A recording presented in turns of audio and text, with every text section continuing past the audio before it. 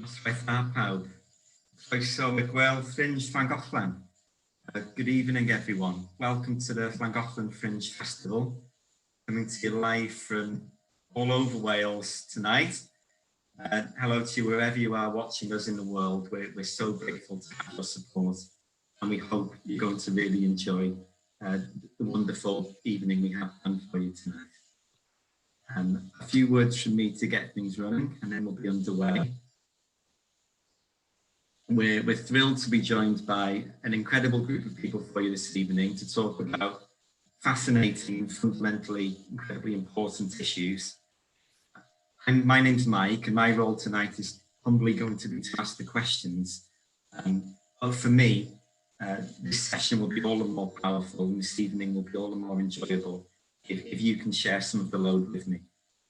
So I'm really going to encourage everyone to share your comments and to share your questions with me as the night goes on. And I promise that I will be bringing those into our conversations. I think it'll be really exciting if we can explore some of these issues together. So just to make sure everyone, especially if you've not used Zoom before, has some understanding of how it works and can have a little practice. And thank you for your comment, Helen, I've seen that. So I'll ensure I speak up and speak clearly, and I'll move a little closer to my own mic. But just to ensure everybody's familiar with how this works, at the bottom of your screens, you'll see two buttons. You can chat, or you can also select Q&A.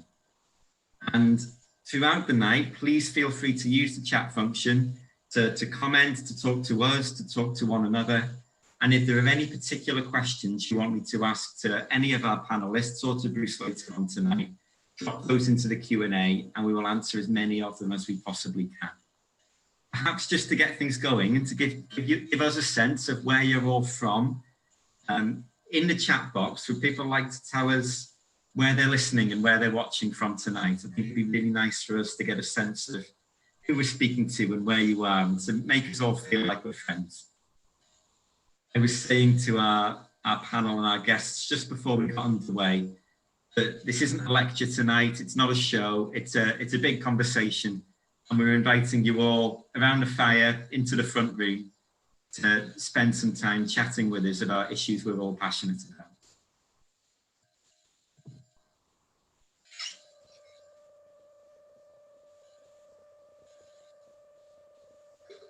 Hi Kath, oh hi June, hi Nia.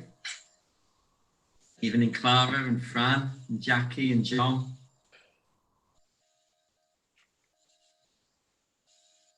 And good evening to all of those joining us via our live stream on YouTube as well. Wherever you are in the world, we hope you're really going to enjoy what we've got planned for you. So the way tonight is going to work is that for the next 45 minutes or so, we're, as a panel, going to be discussing the climate crisis, our own relation to it, our own thoughts and feelings about it, and what we think the actions are which are needed on personal levels, on the scale of Wales and on the scale of the world.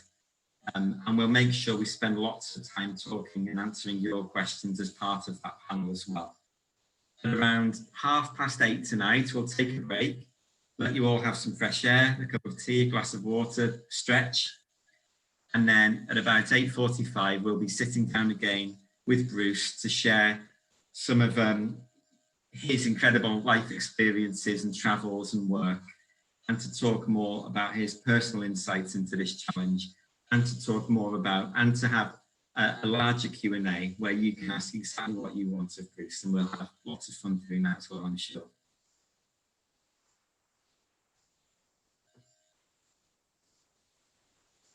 So just to get things underway and just to introduce you to who we have here to join us. First, I'd like to welcome Vic Grout.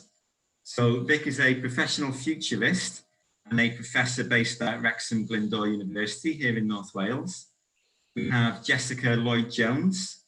Jessica is a visual artist who works internationally and is also based in North Wales, close to Llangollen.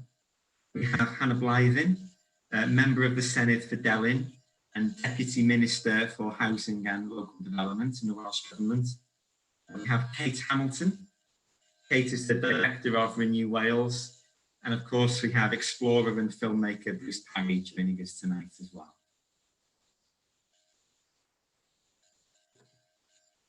And without further ado, I think this would be a nice opportunity to get underway. So I've given my brief introductions, but I'd like to invite each panelist in turn to tell us just in a minute a little bit about themselves and what their connection is to the climate crisis and some of these themes we're going to be discussing tonight. So perhaps, Kate, I may come to you first. Okay. Yeah. Hi, everyone. Yeah, as Mike mentioned, I run a programme called Renew Wales, which supports communities across Wales to take some kind of positive action on the climate emergency, the nature emergency, building a sustainable future. Self-directed action, whatever works for them. We really kind of start from the view that everyone can make an enormous difference on these crises, much more than they perhaps realise they can. So whether it feels within your grasp at the moment or not, our work involves trying to unleash from groups their capacity to take action, figure out what it is they can do, what difference they can make, and then help them get started on that journey. So that's where I'm coming from. And Vic, perhaps I can come to you next. Okay, thanks, Mike. Yeah, I'm Vic Gray. I live in Wrexham and I work at Glyndŵr University, and it's my job to peer into the future. Really, I started that from a technical perspective, but you quickly realise, after a good few years of research, that you can't separate technology from all the other thing that it affects and is affected by. So that's, you know, the social issues, the ethical issues, the environmental, the political, the legal, the demographic, economic.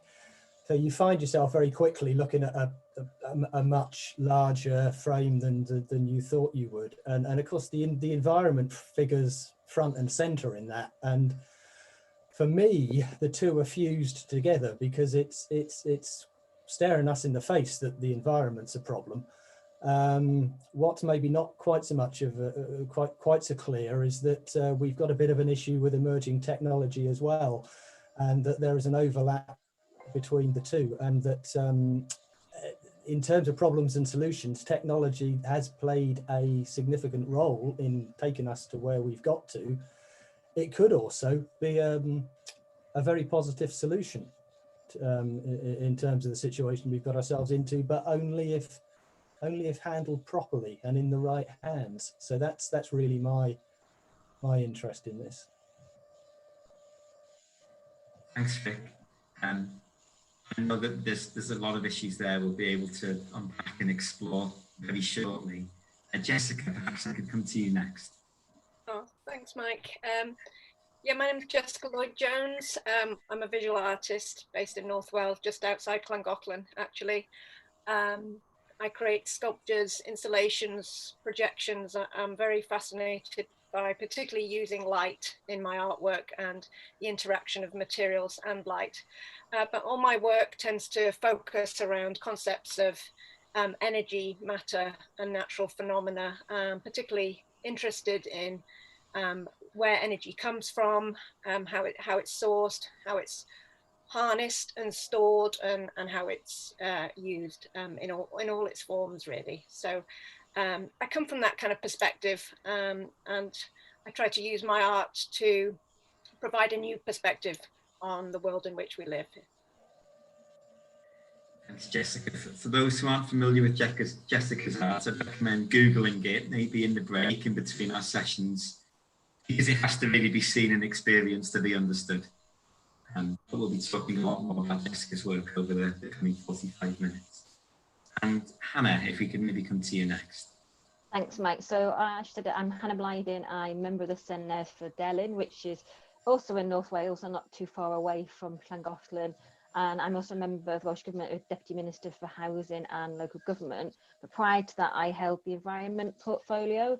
And when I changed over, I was very happy to take some of that with me. So a range of areas from recycling to building on Wales's world leading record on recycling, but also all the things around resource efficiency and local environment quality. So I'm particularly pleased to be with you here in Llangollen tonight, albeit virtually, not literally. But I was in Llangollen just at the back end of last year to launch the Welsh Government's new Beyond Recycling Towards the Circular Economy consultations. That's something that I'm really passionate about at the moment, because actually, you know, the goods and the products and service goods we consume actually make up 45% of the emissions. So actually getting it right on that and actually tackling that is central to tackling the climate crisis as well, but doing it in a way that actually fits the bigger picture of where we want to be in terms of decarbonisation and bringing with it social as well as economic and environmental benefits. But it's also something I'm particularly passionate about on a personal level. Like everybody else, I've done what I can to make small and a lot bigger changes to my lifestyle, because you know, there's a lot we can do as a government. Wales has declared a climate emergency. We've led the way in many areas, but for me, especially how we do that, put that policy and that position into practice. But also as a politician, I think it's incredibly important that I also practice what I preach as well. So I'm really pleased at a local level, I managed to help groups like Plastic Reduction Mould, change my own lifestyle. And also, you know, when you've become really sucked in and really passionate and involved with an area, when you go on honeymoon and you're taking photos of very good recycling initiatives and practices. I say I did come home still married, but you do know when you're really passionate about it. But it's something that, you know, I was elected for the first time in 2016, and there was one issue that's until the last 6 months has really dominated political discourse, and that has been the issues around Brexit. But for me, the defining issue has got to be climate change, and it's the thing that's cut through, particularly with younger people. So when I've met with young constituents of my own or from right across the country, you ask them what they've been learning about in school, they've been watching news round, and you ask them what's been on, and it's two things. It's kind of Brexit, and they say, oh, what do you think of that? Oh, well, it's a bit boring. And they say, what else? And they're like, oh, reducing plastic pollution and climate change. And then they get really passionate. And it's really important for me that, you know, for what I do is actually with the cycleaches, it's for their future. Also, actually, one of the messages then, like I think that Kate said in her opener is really important, that for those young people, there's probably very little they can do on the issues around Brexit, but on things like climate change and plastic reduction, there's so much that they can do, and every little bit actually adds up to make a huge collective difference. So there's a responsibility on government to lead the way and to legislate, but also for all of us to look at our own lifestyles and how we make the change to change Wales and to create the world that we want. Thanks, Hannah. I think you touched upon a really important point towards the end there as well, which is one we're going to come back to later on in our discussion and in our conversation. In that sometimes, I'm sure this may well be a thread throughout our whole evening, that sometimes these issues can seem so big and so existential that understanding what the first steps are and the actions we can actually take on a personal level can be almost an overwhelming feeling and a crippling feeling. And talking about the practical things that we can do and how ambitious we can be and what we can dare to dream, I think is something we can all reflect on. I know we're going to be talking about that a lot later. And last but not least, Bruce, if you could briefly say a few words about what your connection is to these issues we're going to be exploring. Thanks, Mike.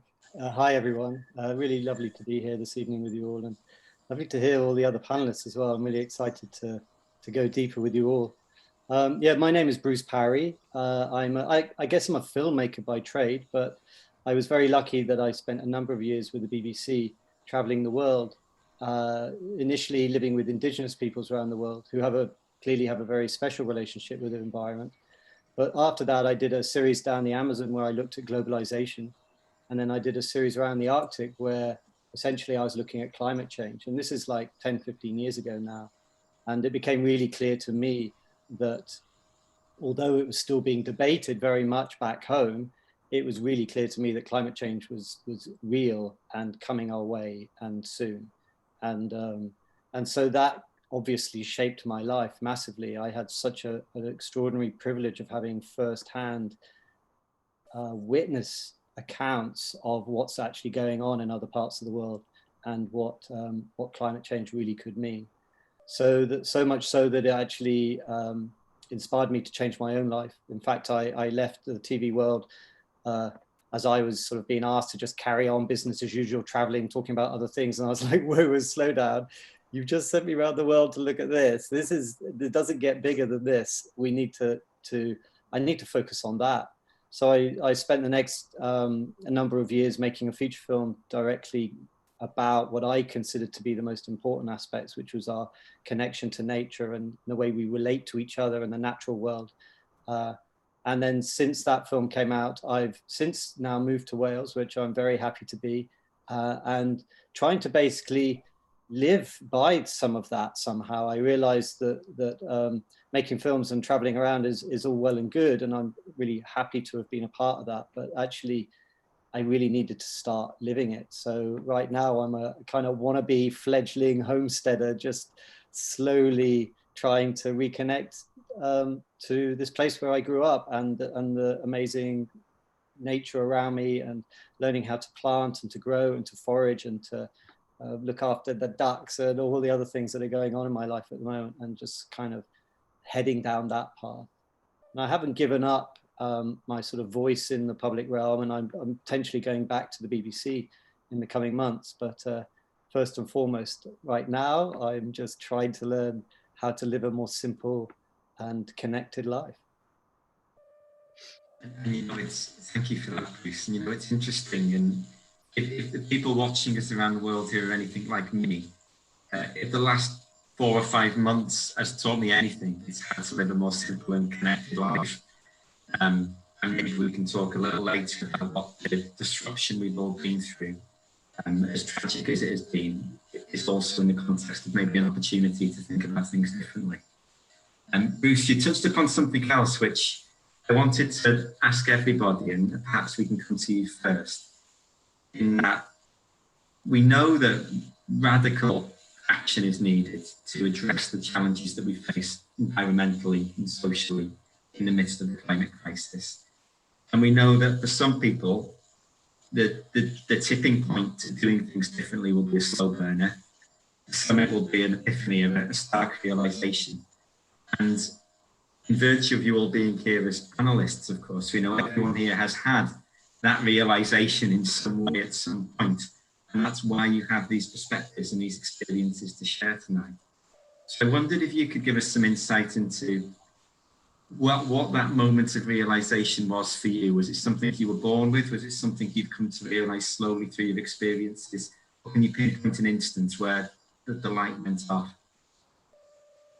Yeah, thank you.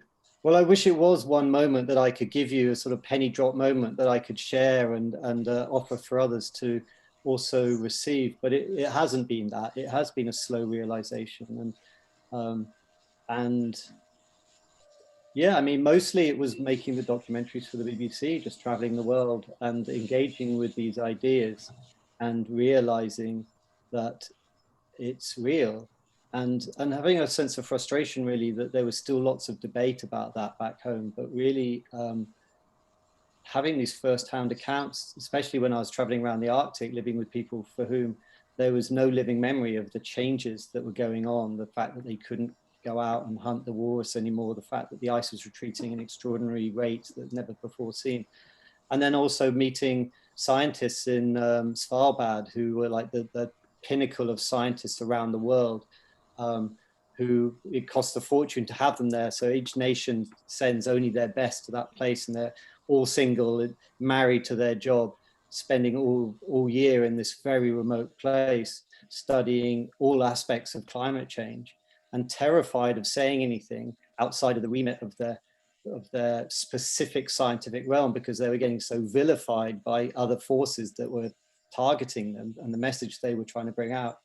But each and every one of them, when you meet them in the canteen, going, of course it's real, it's absolutely terrifying, this is really happening.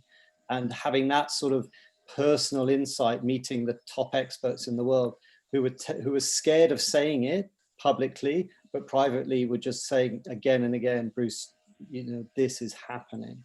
And then meeting the head of that place, the head of the Norwegian Polar Institute, and then him giving me a whole long chat as well about exactly that. He was the one person that could actually bring together all that information and talk about the whole rather than just the specifics.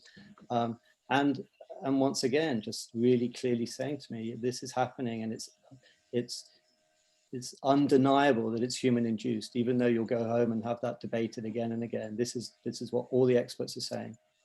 And for me, it became, those sorts of moments became really the sort of the clarifying moments for me. And then when you come back then and see maybe a TV show and you hear the dissenting voice who was wheeled out, because you always have to have right to reply on nearly all of the channels at the time. And you realize that 99% of the climate scientists are saying one thing, but we have to give equal voice to the 1% who knows why it is they're saying what they're saying, but it seems to be very much at odds with everything else. And then of course, all the people at home just really wanting to know the truth, but being slightly confused. And that was what I lived with for years on returning. Going, you know, it's so sad that everyone else is debating it, but for me, this is real. So I'm sorry that doesn't answer your question exactly about a defining moment, but I think really meeting the scientists in Svalbard was probably, as far as climate change itself was concerned, that was I think a clarifying moment.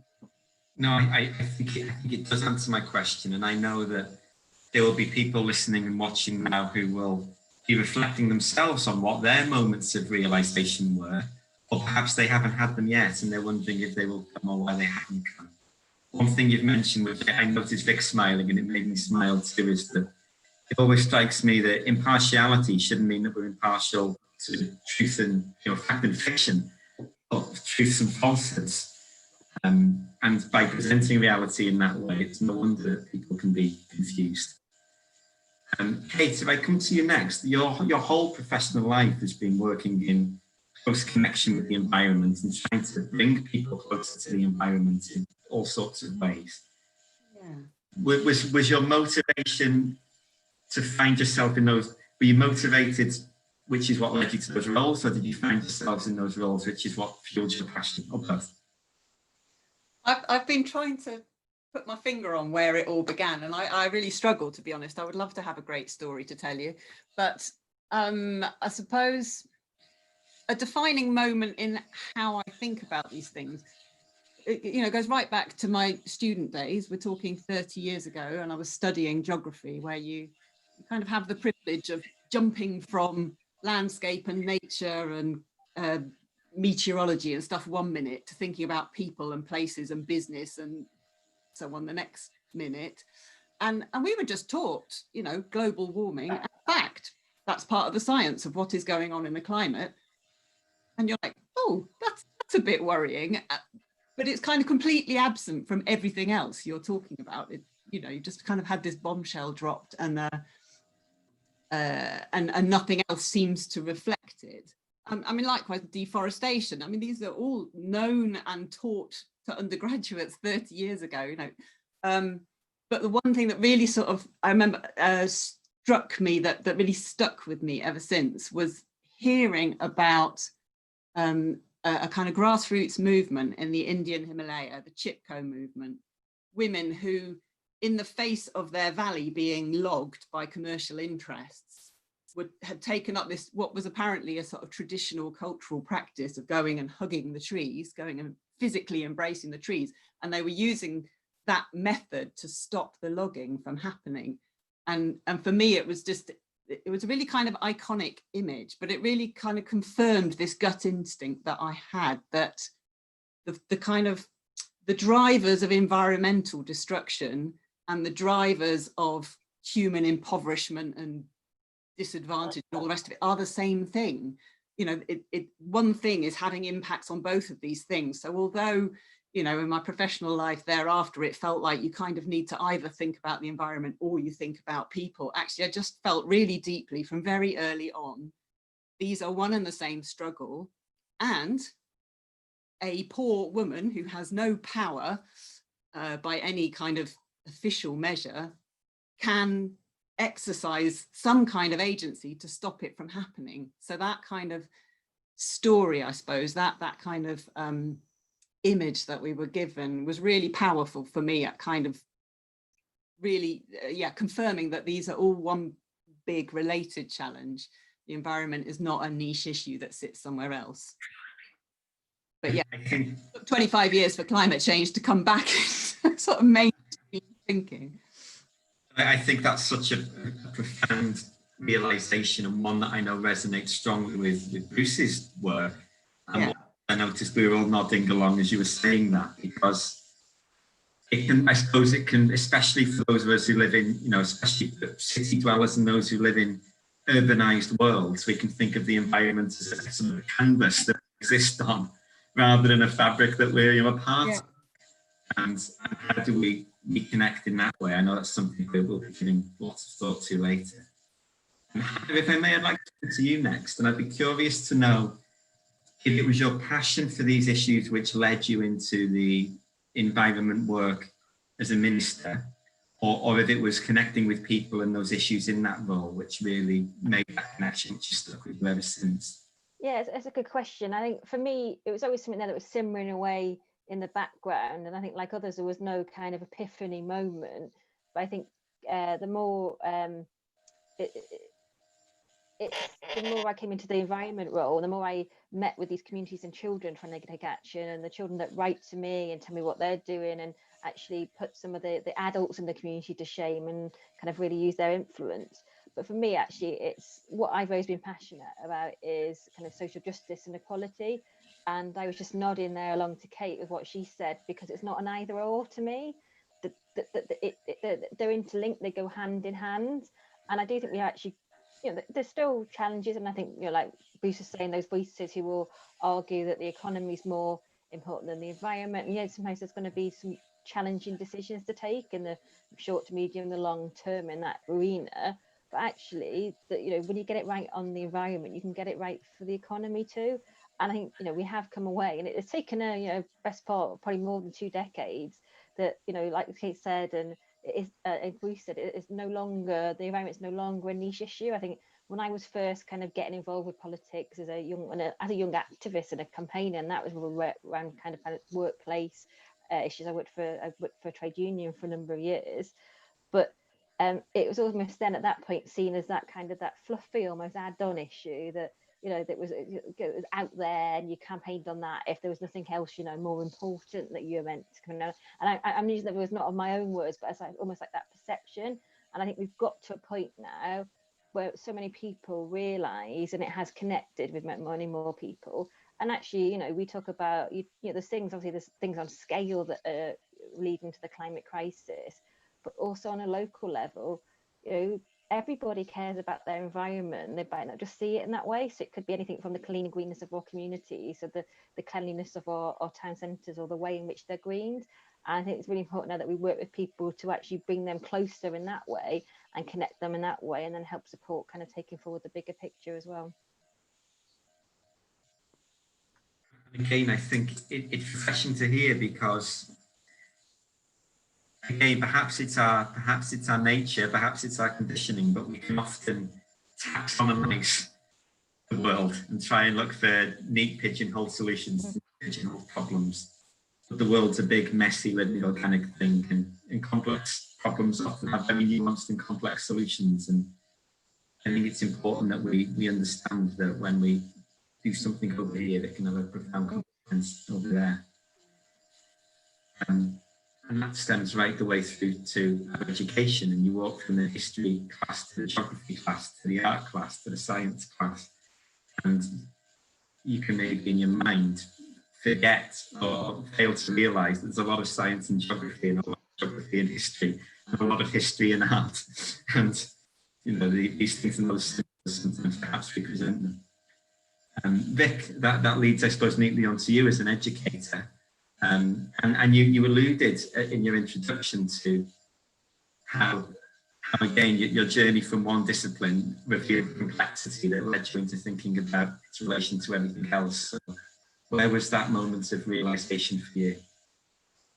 Well, I'm afraid, like everybody else, really, there probably wasn't a single one. It's happened over the decades, but there's been a few moments that have almost literally brought me out in a cold sweat when I've realised things. The first one is that I think we've got a problem in that we naturally bounce along with this human optimism that somehow it's going to be all right, because, you know, hey, we've overcome everything up until this point, so presumably somehow good bit of human optimism will get us through. And there's absolutely no evidence for that. The evidence is that we're going downhill rapidly and we need to change course rapidly. The other thing that really brings it home is that you have to face up to this. There is a possibility. I mean, let's just pick up on what Bruce said. Absolutely, there is an issue. It's being caused by humans. Absolutely, that's taken as read. There is a possibility that it's already too late. We could already be locked into biological feedback cycles that we can't get out of. That is a possibility. So our optimism needs to be at least to the extent that hopefully, if we do something quickly, we can turn it around and do something about it. But it's that serious. It's that serious that we may already have gone past the point of no return. I mean, you know, there are so many examples that you can give, but we're not going to put the atmosphere back together that quickly. We're not going to pull all that stuff out of the oceans that quickly. Those blooming great lumps that have broken off the Arctic, we're not going to tow them back and stick them back on. This is really, really serious stuff, and we may have reached a point of no return. We have to be realistic about the scale of the challenge and what we need to do about it. And I get the bit about us all doing our own bit, and yes, that's absolutely fine. And if we turn down plastic straws in restaurants, then yes, that's good, and we get to sleep at night. But we can't do environmental protection on that level. We can't do it on a spreadsheet. We can't get on a plane and then think that it's okay because we paid somebody to plant a tree next to a motorway. We can't do that. We can't get rid of our waste and give it to someone that promises that they're going to dispose of it responsibly, but we put it on a ship and we don't care what happens to it after that, and it goes to another part of the world and anything could happen to it. We can't work like that. It's, you know, and we're in this commercial competitive environment where we compete and we cheat and we lie. And so we've got soft drinks manufacturers telling us that everything's all right because our plastic bottles are now recyclable. We don't look at their production processes. We don't care about the fact that they're dumping toxins into the atmosphere and into the water, because if they didn't do that, they'd lose profit against another company. That's the battle that we need to fight. It's not enough. I know it gets us to sleep at night. I know we feel good, but it's not enough to do these individual local things. We need to work together collectively, and we need to make sure that the big people that are actually doing this damage actually get shoved out of the way. Because you know, as people have said, it's system change. It's not. We can't pick away at the edges of this. We need to fundamentally change the system that's driving it, and little bits here and there. It's not going to do it. It's when you realise that you stop sleeping particularly well. I think that actually sets up the context for a lot of the other things we want to talk about over the next 30 minutes or so, especially when we move on to talking about the nature of these actions that we all need to take, and which actions will be productive, which will be, you know, morally appeasing and give us a good night's sleep, which are likely to make a difference. Just before we come to that, Jessica, I want to come to you and slightly expand upon this question others have been asking. So I'm interested in what your creative journey was, which led you to exploring in such strong environmental in your work. And more broadly, it would be remiss not to mention that, you know, Llangollen is internationally famous as an arts town. And the Llangollen Fringe Festival is an arts festival, and that's where we all are tonight speaking. And I'm curious to know what you see as the role of the arts in contributing to leading to understanding, action and change with regards to these issues. Yeah, well, in terms of me personally, I think my interests developed, you know, as a child, and my upbringing in a very rural, natural environment. As an only child, I was often just immersing myself in nature, and then I developed a fascination for nature itself. And then as I was going through university, you know, art was always what I wanted to do. I never knew why. It was just how it was. And then I developed an interest in energy. I suppose one of my first pieces of work that I made involved coal, and maybe it's like a subconscious thing from growing up in Wales, but maybe it was more direct than that, in terms of my father had a coal shed, and as an artist, you know, we're drawn to materials and processes, and so it's actually physically interacting and picking up coal and looking at it. I think maybe it was that point where I started questioning, well, what is this? How is it made? And then I started kind of getting into, you know, self-learning and research, just reading about energy in general. So I initially made sculptures from coal, which were physically, you held them, and there'd be spherical pieces with lenses embedded, and you'd look inside to discover like a miniature world inside of plant life, because that's how coal is formed over millions of years. To cut a long story short, I later moved on to developing works about like the nuclear industry. I was involved with an artist group called Power in the Land, to do with Wilver Power Station, which was being decommissioned in Anglesey. And all of us produced works about the nuclear kind of industry. And then I think over time I started to, I've been very conscious in my own lifestyle about the effects of global warming and climate change and pollution and so forth. And I think I've then, through my practice, I've moved towards an interest in more sustainable technologies and renewable energies. So my projects just organically, it wasn't a really conscious thing, it's just they emerged to be more focused in those areas. Particularly, for example, I've made pieces. I made a piece at Pontio Arts and Innovation Centre, which is a part of Bangor University, and it's a series of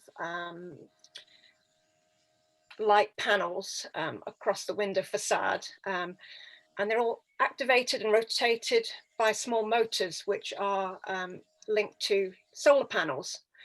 So it's an insulation. I suppose you have to go on my website really to see these pieces of work, because they're highly visual really. But at this point I was making public art and predominantly experiences for people, whether it's in buildings or outside in the natural environment. But this particular piece, it became activated by the sun. So it was a static piece, but when the sunlight came out, it would rotate the panels and create a sensory environment. I've also created a wind responsive architectural lighting for Plas Welsh National Sailing Academy, whereby we took data from a wind meter mounted on the top of the building, and this changed the colour of the lighting, so it became a beacon in the landscape at night. So I'm very much into this idea of revealing the invisible. And so that was a way to make the elements of wind a visible phenomena. And so it's kind of grown from there. I've also done projects at a biomass plant in Sweden, and also been working with, collaborating with scientists at Leeds University about how bacteria make energy, bacteria in mud specifically, and how in their research to show how that can maybe apply to the modern world, how we can look at alternative methods of harnessing energy. And I've also made sculptures to do with how our bodies create energy also. So it's not directly to like an activist approach as such, but I feel that art in general is a very powerful visual tool for communication, and that kind of thing can really help engage people in raising awareness. It can inspire people, it can activate their imagination, it can just trigger those conversations and help embed these thoughts in society more so. And I think the more we can embed these conversations in society, the more we can together approach these issues of climate change, which are, they are emergencies. So ideally we need like a cultural shift in people's attitudes and awareness. And art is just another way of communication, I feel, in the language surrounding that topic. I think one thing that really leaped out when you said it then, Jessica, and I agree that, art is so inextricably connected to our culture that a cultural shift will in part be an artistic movement.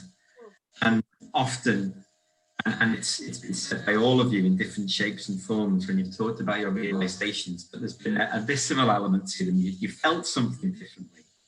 And if there's one thing art can do, no matter who you are, no matter what your educational background is, no matter where you're from, it can make you feel something differently. And one thing you described, and I know it to be true because I know your work, is that you reveal the invisible. And I think that's something which, in many ways, all of you have in common through your work in representing those with invisible voices, or revealing knowledge which may have been obscured from view, or representing the voices of people who live in far out places in the world, who perhaps we can naively put to the backs of our minds from the comfort of our homes. And a lot of your work, I know, is about revealing the invisible that stands there in plain sight, the implications for our everyday actions and the things that Vic was talking about as well. At this stage, I think it would be good to go to some of the questions that have been coming through from our viewers. And a lot of them build, a lot of the initial questions from Sam, from Sarah and from Jackie, in different shapes and forms around the sorts of actions we need to take and how radical those actions should be. Hannah, I'm going to come to you first with a question from Jackie, and then I'd be really curious to know the opinions of all of us on this, and we'll take it from there. But the question from Jackie is, can you be an environmentalist and pro-capitalism? So a nice easy one to yeah, nice simple one to kick off there. I think it leads, and I've seen some of the other comments in the chat as well about the kind of, think it's as what Rick said about the whole economic model and the whole system of the world that we live in and the challenges of those systems. And for me, actually, I think you can care about the economy and care about the environment. They don't have to be mutually exclusive, like I said before, but we need to take decisions in a different way and a whole different approach, and reset that approach, because I think the challenge has been actually where we place value. And I think that's sometimes of an overtly capitalist system as well, is where you place that value. So when we do things in a global sense or in a more local sense, that value has always been placed on what is the best value for money rather than the best value for the environment. And for me also, as somebody who's passionate about not just the environment, but equality and fairness across the board, actually it's actually getting to a model that actually not only works for the environment, but actually works for our planet and works for our people as well. So I think you do need a new economic model that has both equality and the environment at the heart of it. And it's actually how we kind of, for me, it's actually how you reset and reboot and kind of turn around where we place the emphasis on what that value is, what we want to achieve. And we could do that at a local level, we can do it at Wales level, but I think, as Vic said, this needs to be done at a global level as well. But I think at the same time, there's certain people, we have these debates within the Senate chamber, there are some people who remain nameless who will say, well, what's the point in us doing anything in Wales, because it's it's all these big players creating the pollution, who are refusing to sign up to X, Y, and Z, who are not going to make the change themselves. And if we do need that change on a systematic, like global level. Also, I think it's for us to show leadership where we can show leadership as well. So I don't think it's, again, I think it's neither or, and I think we all have a responsibility as well. And we have a question from Sam, which builds on that, where Sam's commented, is the economic system we have going to have to fundamentally change for us to be able to successfully meet our net zero targets? So you've talked about sort of the new economic models that are needed. I appreciate you can't tell us exactly what happens, but how radical do the conversations get around the cabinet table? So I didn't hear the first bit. I only heard cabinet table. So how radical do these conversations get? How much room within the existing system is there to do something radically different? Yeah, I think there definitely is, and I sort of think Robin's asked about the Wellbeing and Future Generations Act, and one of the things for me when I came into government for the first time, one of the things I was tasked with, that the Environment Act Wales was one of the acts that kind of led a lot of the work that I was doing, and at the time that was a groundbreaking act, and I was always very clear. Yeah, we've got these things, we've got these policies, we've got these positions, but for me, but actually applying that in practice. And what I've seen more and more over the past perhaps 12 months or so is actually how, there's likely to be before that you don't take decisions in isolation that have an unintended consequence or an impact elsewhere. So actually, you still have kind of, perhaps, and this is true of any government, kind of departments across government, but actually, so you bring them together a lot more. So you don't operate in your own silos. You actually take decisions more collaboratively. And actually, for example, now if you're looking at, there's a lot of talk around what recovery looks like, and there's phrases like the green recovery. So what does it actually mean? So if we're talking about, we think there's going to be really difficulties in our economy, then how do you want to do it in a way which also reaches priorities in terms of, we're talking about our decarbonisation objectives tries to rise to the climate challenge. So, and at the same time addresses those things like, the need for decent housing for people. So actually looking at how you do that in a way which only kind of looks as decarbonisation at the core of it, creates jobs, creates skills, create opportunities, but also thinks about the way in which we do it in terms of the materials that we use or we reuse. So actually, I think it's like the whole, I think, what we said before about how the kind of environmental agendas come much more to the fore. I am very confident that it's much more terms that they're leading and central to the decisions that we make as a government. I'm going to come to Vic next, if I may, on a similar point. I think Hannah's really thoroughly explained there some of the art of the possible within the frameworks of government and how they can think about these challenges in new and progressive ways. But to go back to some of the points you raised about the existential crisis we face, and to go back to the questions from Jackie and Sam and others about the extent to which we need new systems, do you think solutions are compatible with our current frameworks and our current ways of doing things? No. Let's be absolutely clear. I'm just looking at some of the questions. Do we need? Does the economic system going to have to fundamentally change? Yes. Can you be an environmentalist and a capitalist? No. It's as simple as that. The changes have got to be absolutely mainstream. They've got to be fundamental. And it's okay us doing our own little bits and hoping that adds up to something, and maybe it will, but we don't have control over that. What we have to do is we have to exert pressure where it really counts. So that's fine. It can be done on a local level. It can be done through local councils. It can be done through Welsh government. It can be done through national governments. And ultimately, it's got to be done globally. But that's the only system, it's the only way we're going to go about it. And it's going to be tough. It is really going to be tough. And I'm sorry if this is blunt, but we may even need a new generation of politicians that actually understands this properly. It is no good treating the climate emergency as an opportunity for a photo shoot or a chance to write something cool in a manifesto.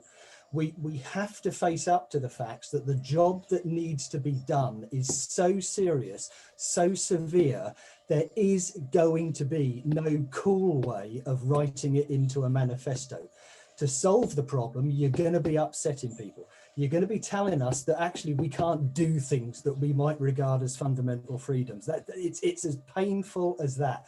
We're not going to survive with this ridiculous model that we've got at the moment, that freedom. We're going to freedom ourselves to death. I've got the freedom to go and select one of 50 or 60 different types of shampoo from a shop, but the guy outside in the street doesn't have the freedom to have enough to eat. That is not freedom, and it's not that kind of freedom that's going to protect the environment. It has to be a massive change, and it may be that it's a new generation of politicians that has to understand this. There is no cool way to write this stuff into a manifesto.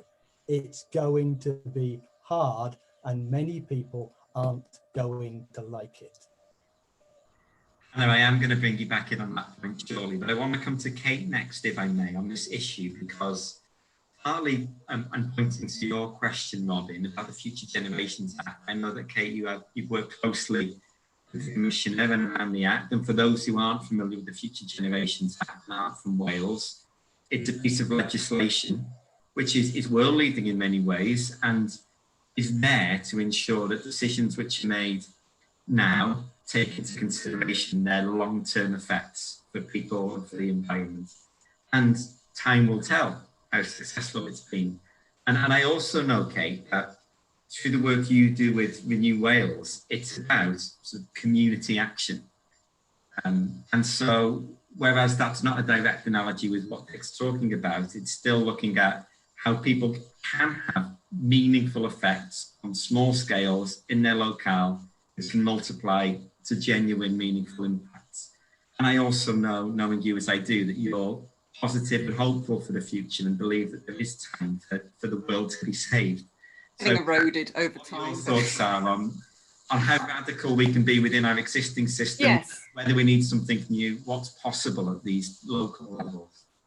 Well, you know, I absolutely am on the same page as Vic about the scale of the challenge and the need for radical change.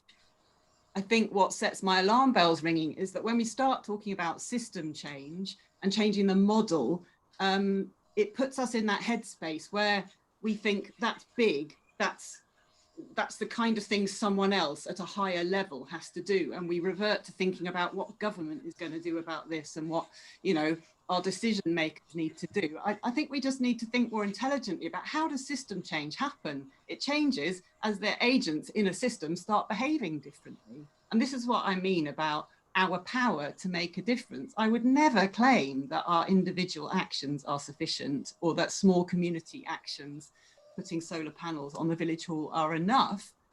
But if they are people who aren't yet doing something, getting them active on it is really significant. If they're people who are doing things on their own, but actually by acting together, they can escalate their impact and they can influence and inspire others to take action, then that's significant. If they can actually take actions which are not just environmentally positive, but are delivering other benefits in that community, then they're kind of generating this possibility for system change, which will come about by all of us behaving differently. And, you know, it drives me berserk when this is so often reduced to our consumer choices. You know, we're not going to consume our way out of this thing.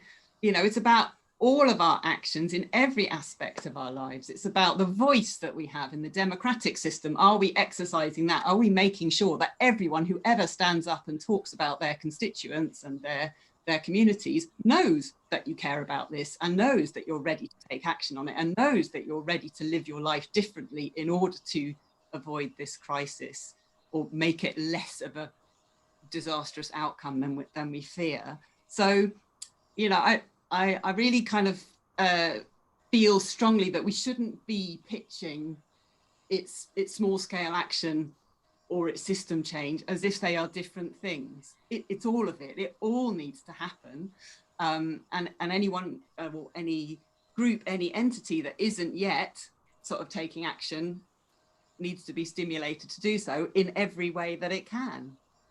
So I think it's system change absolutely is needed, but how does our economic model stay in power? Because we all keep going along with it and we aren't kind of clear enough and consistent enough and relentless enough about saying, no, we just aren't having it. That's not the way it should be. Systems crumble when the things that they rest on stop conforming with what they need to stay up there. And what they're resting on is all of us, all of our us as individuals, as community members, as family members, as citizens. You know, I'm not saying it's, you know, we can do this on our own, but we need to be thinking about what power we have to make a difference in a much more open-minded and ambitious way. Thank you, Kate. And this seems like a good juncture to bring Bruce back into the conversation, because you have first-hand experience of really quite extreme systems, of all extremes, far more of that first-hand experience than most. And I know you have many views on what sort of systems are conducive to more sustainable living. So I wondered what you make of some of the discussion we've been having for the last few minutes. Thank you, Mike. Well, I'm loving it. Vic, Kate, wow, on fire, amazing. I fully agree. You know, I'm all for complete system change, and not just the economic system, but the political system too. It's like, as Kate was saying, you know, we are still voting people in who are not really changing things. It's like it comes down to the individuals themselves and us ourselves. We've got to actually want that change. At the moment, we're still voting in for people who are making our own lives better, rather than trying to vote in people who are going to really make difficult decisions for us for the future. I think that the whole thing is kind of rotten to the core, and I don't mean that in that it's evilly conceived. I just think that it was an experiment gone wrong, and it's not working.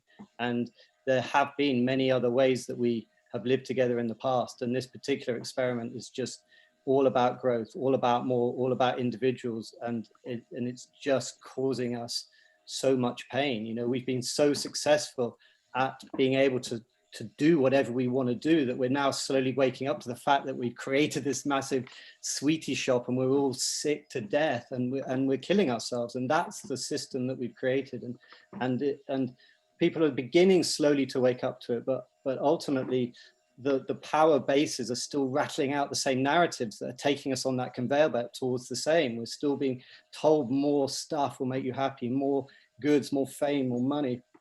And in many ways, I think it is the narratives, it's the belief system, it's the stories that we as a society are telling each other that ultimately need to shift.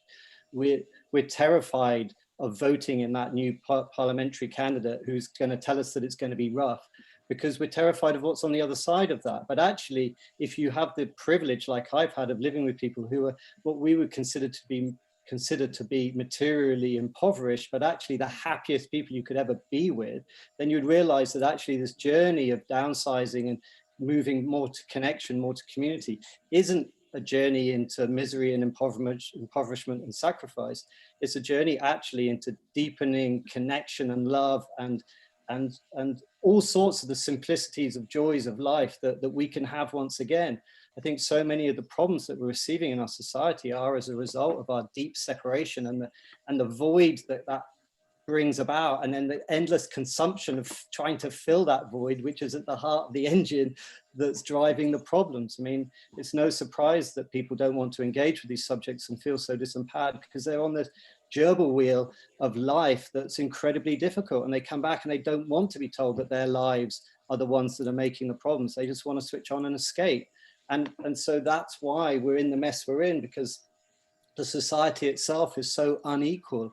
It's so not looking after its you know, the more fragile members of the society. We've got this sort of dog eat dog supposed meritocracy that's this runaway rampant consumerist and race to the top, which is ultimately a race to the bottom, and the whole thing is just a mess. And when you have the privilege of knowing that 95% of our time on the planet we lived as egalitarians, and nobody even knows that. That's like something that I only just learned, even though I was the tribal guy that went around the world. I only learned when I met the last tribe that, wow, actually there is a way of humans living harmoniously without even competition in their hearts. And that to me was such a shock, having lived with tribes everywhere who I essentially thought were all the same as us. We're all on the same journey of competition and hierarchy and patriarchy and all of the stuff that we experience. I thought, well, that's just the human condition. But then I lived with groups who were egalitarian and realized, wow, actually, no one even knows this. 95% of our time on the planet, we really did have harmony, and not only within each other, within our societies, but also with the environment around us. And in many ways, you could say that's our preferred way of being. It's where we flourish best. And although that sounds incredibly naive when I start talking about this stuff to people, and everyone just thinks that that's just romantic nonsense, in actual fact, what those tribes can offer us is insights into the tools and methodologies that they had and maintained, which allowed for that way of being to continue.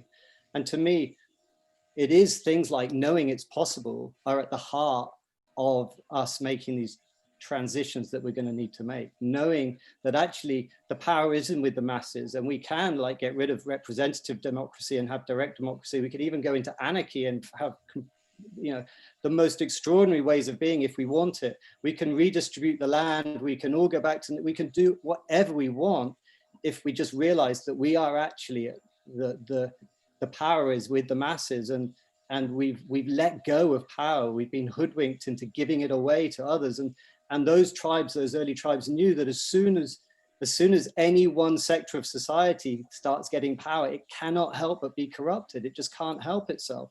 And we see that again and again with politics, with the economics, with all of these sectors of society, because we've allowed it, because we've been spun this spell that that's how it's always been.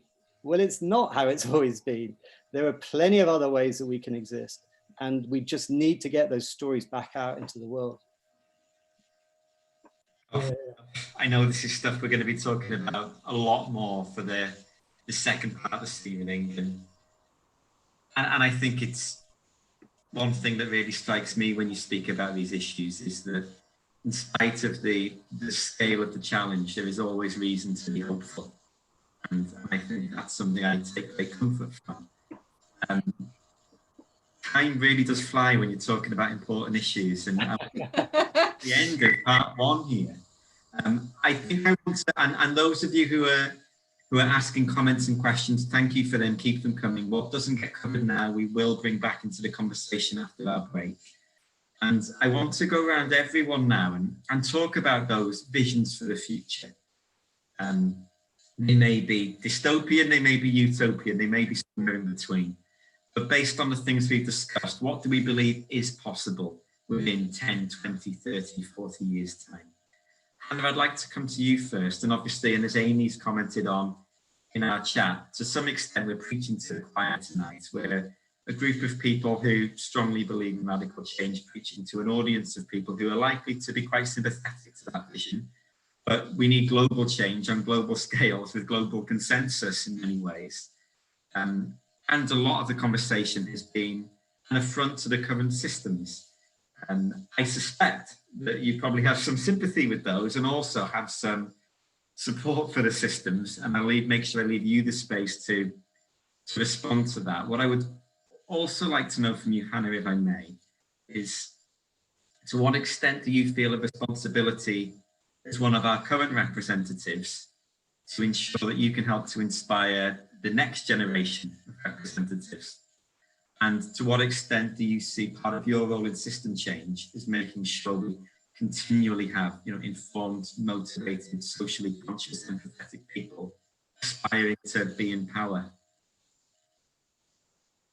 Quite a nice, easy one to finish it with. I think just on what Amy said, and I was reading that in the chat, and I think, it's whatever it is, if we're actually going to drive that change at a global, a national, a system level, then the people and organisations have to change it too, because I was in a very unusual position when I came into the environment portfolio initially with some of the areas I was working on, because a lot of people, they called the blue planet moment, so that meant when they'd watch that, and it's used quite a lot in popular conversation now, but there was already a swathe of building public opinion on an issue that something needs to be done about single-use plastic, about pollution in our seas. And actually, as a politician and a relatively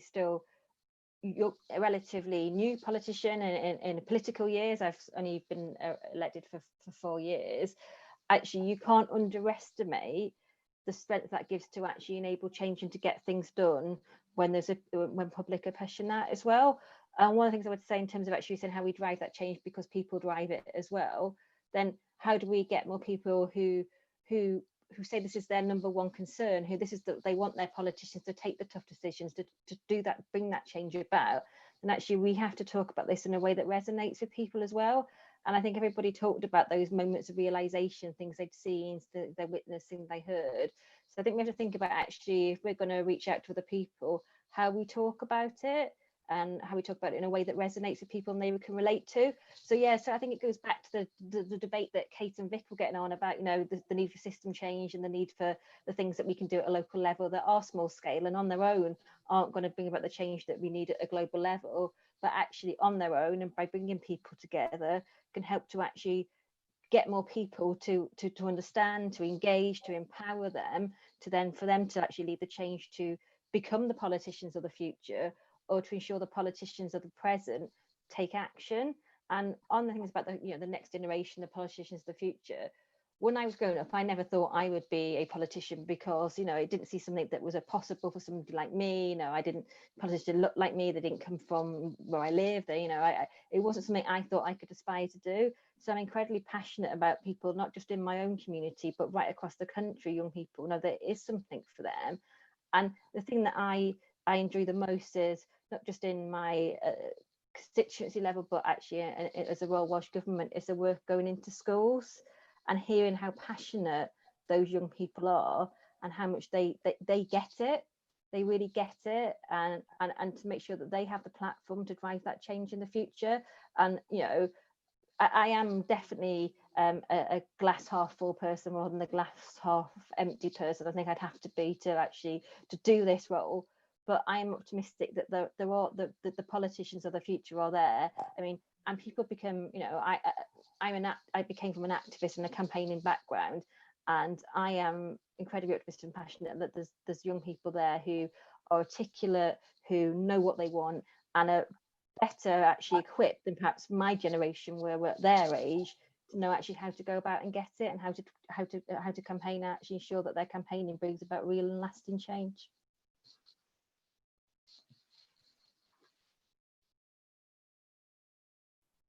You're muted, Mike. Thank you so much for that, Hannah. And I know we certainly have some young people watching, some names that are familiar to me from other things I've been involved with.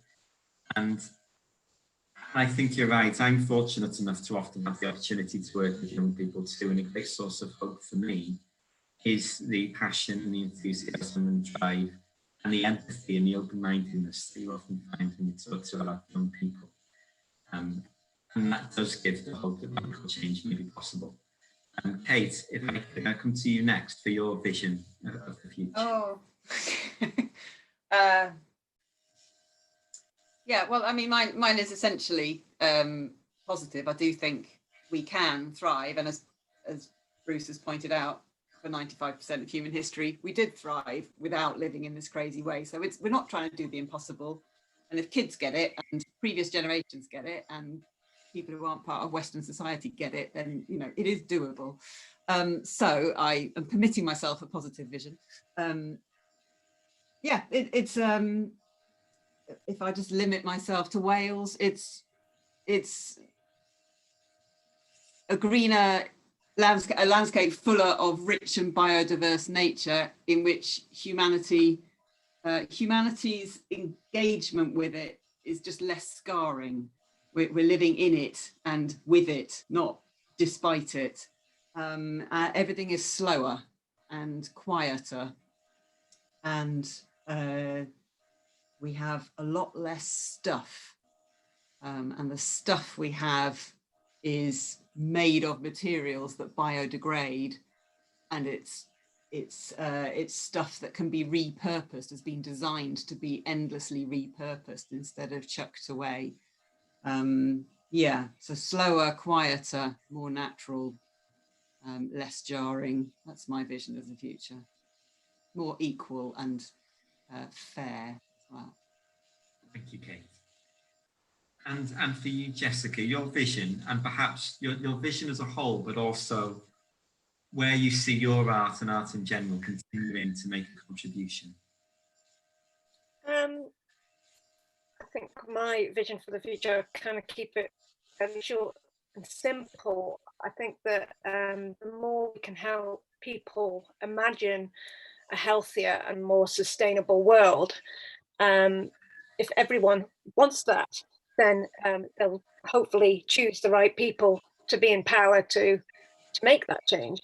As far as where my practice is going, I really don't know from one day to the next. I hope it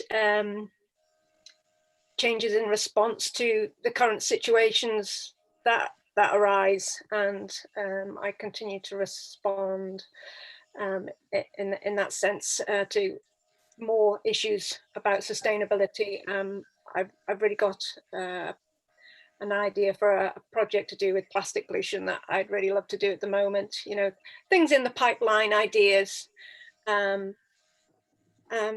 and see where that leads, and see you know, what kind of people I can engage in those creative activities. And I think other creative practitioners, it's a different way of engaging people. There's all sorts of ways of keeping that dialogue going. But yeah, I just hope that more people can come on board with this want to have a healthier and better future, and then maybe, you know, that vote for the right kind of government will come into being. Fantastic. And I don't think there will ever be a time when the invisible doesn't need help being made visible.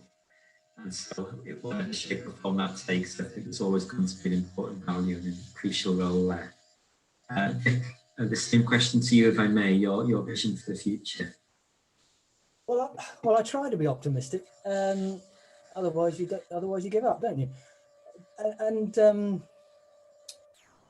yeah, there are better ways of doing this. Bruce is absolutely right. For centuries, we've been doing it better. In other parts of the world, they still do it better.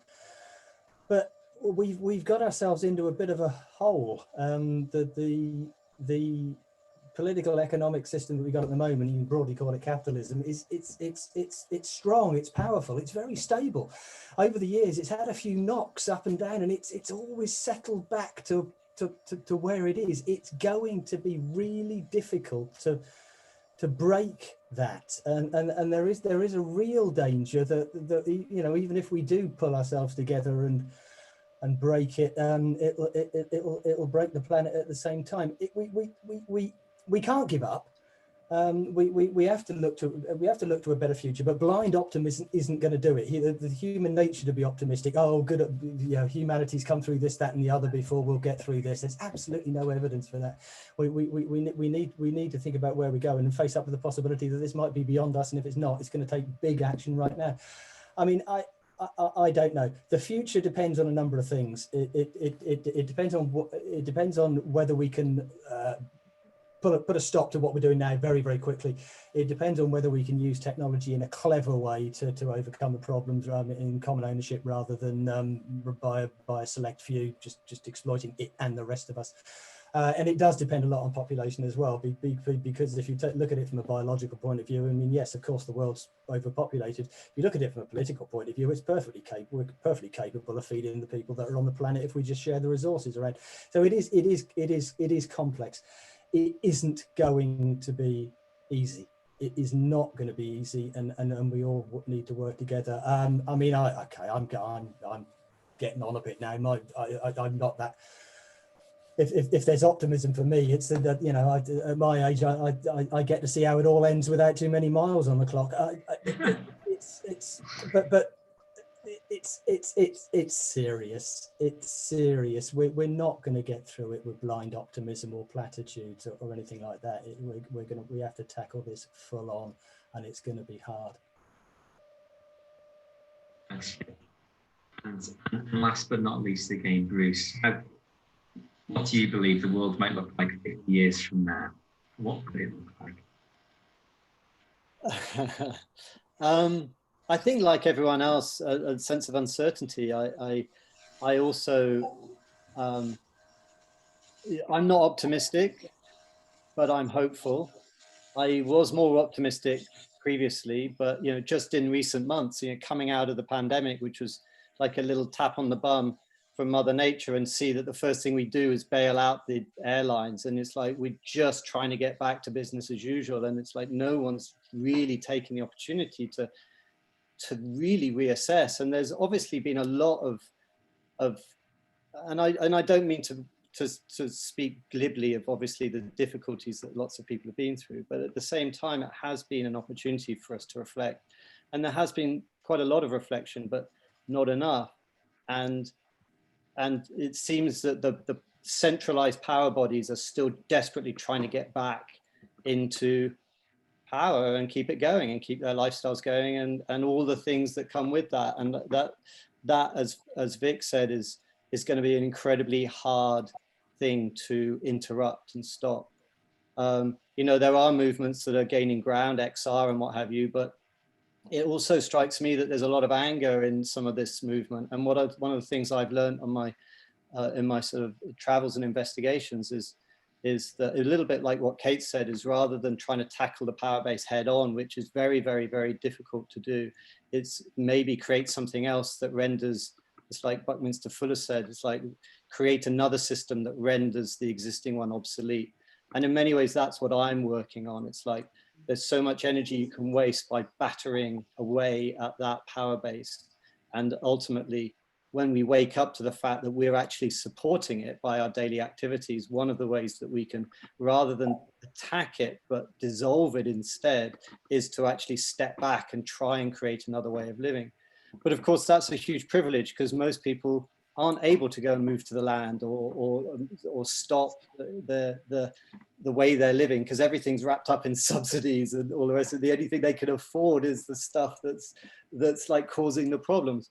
So it really is very much tied in with our own personal actions and our and the change that needs to happen at the top. But I do think that as the years go by, we are going to have more and more things that arise that wake us up slowly. Sadly, we're one of the richest nations, and so we're going to be perhaps one of the last to wake up. Many others have already woken up a long time ago, but we have to remember that all the time we're pointing at the other, saying you're the problem. Let's not forget that we are actually the top 3% of the planet. We are actually the problem. It's us. And once we take on board that and realize that all this finger pointing up, everyone else in the world is doing to us. And so that gives a sense of humility that shifts the type of action that we take.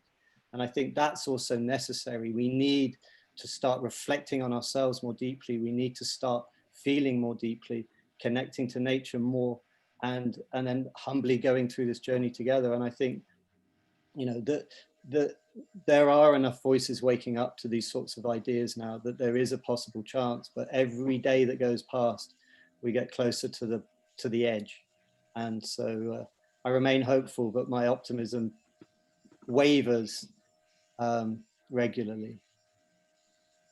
I think hope but not optimism is a nice way to frame it. And actually, I think the sentiments there will lead us perfectly into some of the things we want to explore after our short break. So at this point, if I can just take the opportunity to say a huge thank you to you all. Thank you for your candor, your passion, your contributions, your generosity with your time and your expertise tonight. And thank you for all of the questions that everyone watching has been submitting. Those which we haven't had the chance to talk about now, I promise we will make sure we touch upon in part 2. An hour is a long time to sit still, listening to intense conversation. So I'd recommend we all get away from our screens, open the window, have a glass of water, make a cup of tea, and in 5 minutes' time, let's all get cozy again. And at 5 to 9, we'll carry on in one-to-one discussion with Bruce Parry. But sincere thanks to you all once again, and I hope we all have the opportunity to come and do this again very soon and talk about the great progress that we've been able to make since we're all sitting here today. So thank you, everyone, and I will see everybody in 5 minutes' time when we'll be continuing with Bruce.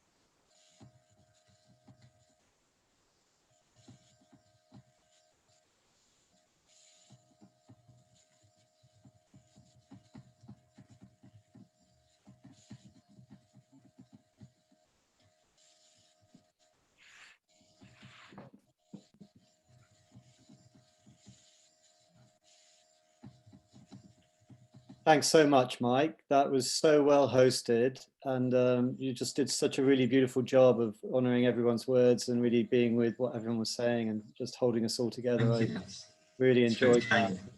It feels a bit weird. It feels a bit weird being the only person going forwards. I was so inspired by everyone else's words. It's like I kind of feel a bit awkward being singled out going forth, but I'm just really grateful to be a part of this. I think you've done such a great job of bringing together all these different voices, and well done, mate. And I think we'll carry on in a moment, actually. An hour feels like a long time until you start talking, and then it's gone in the blink of an eye. It's all relative. Vic and Jessica, I'm going to ask if you can leave this chat, if you can leave the session now, then I will share the link so you can rejoin us as attendees. Lovely to meet you, sort of virtually and briefly, but thank you so much. Wow, amazing. It was a pleasure. Thanks, everybody. Mike, is it the link that you pasted earlier on? It is, and I've just put it back at the top there, so it's easy to find for you. I'll close down and rejoin. Right. Thanks, everybody. Great. Thanks, Vic. Thank you, Jessica.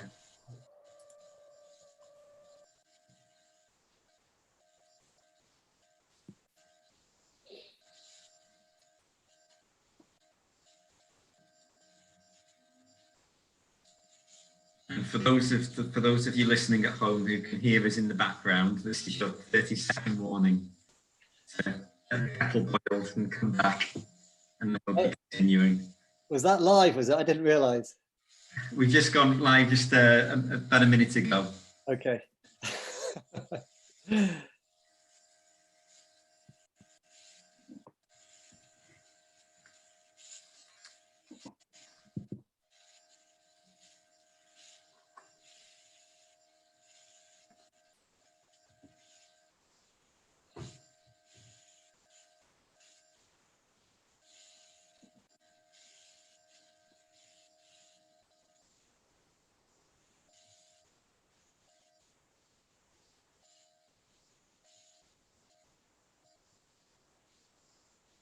For those of you who are sitting at home and waiting for us to start, again, any thoughts, comments, questions you have for us, drop them into the chat now.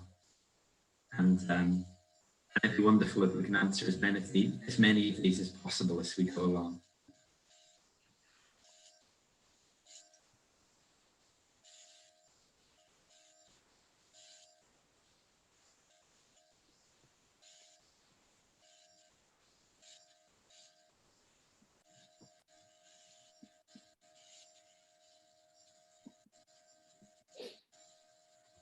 Okay, and I think we're going to carry on just now. So I hope that's giving you a chance to catch your breath, Bruce, and soak some of that in. Make a tea. It's going to take a few days for me to process all that we've just discussed, I think. I'm always inspired by the raw passion of people who are living these things day by day. And I think for all of the differences of opinion, even within a group who are broadly in agreement like us tonight, it's clear that raw passion is one thing we all have in common.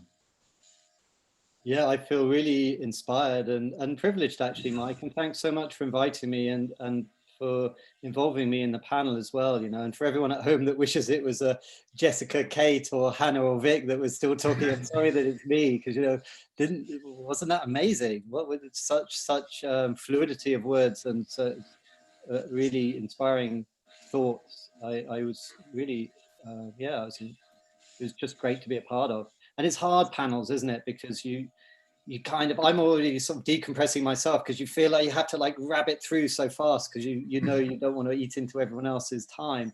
So it kind of accelerates in a weird way that you will rabbit a little bit. So I hope that I can be a little bit more considered this time.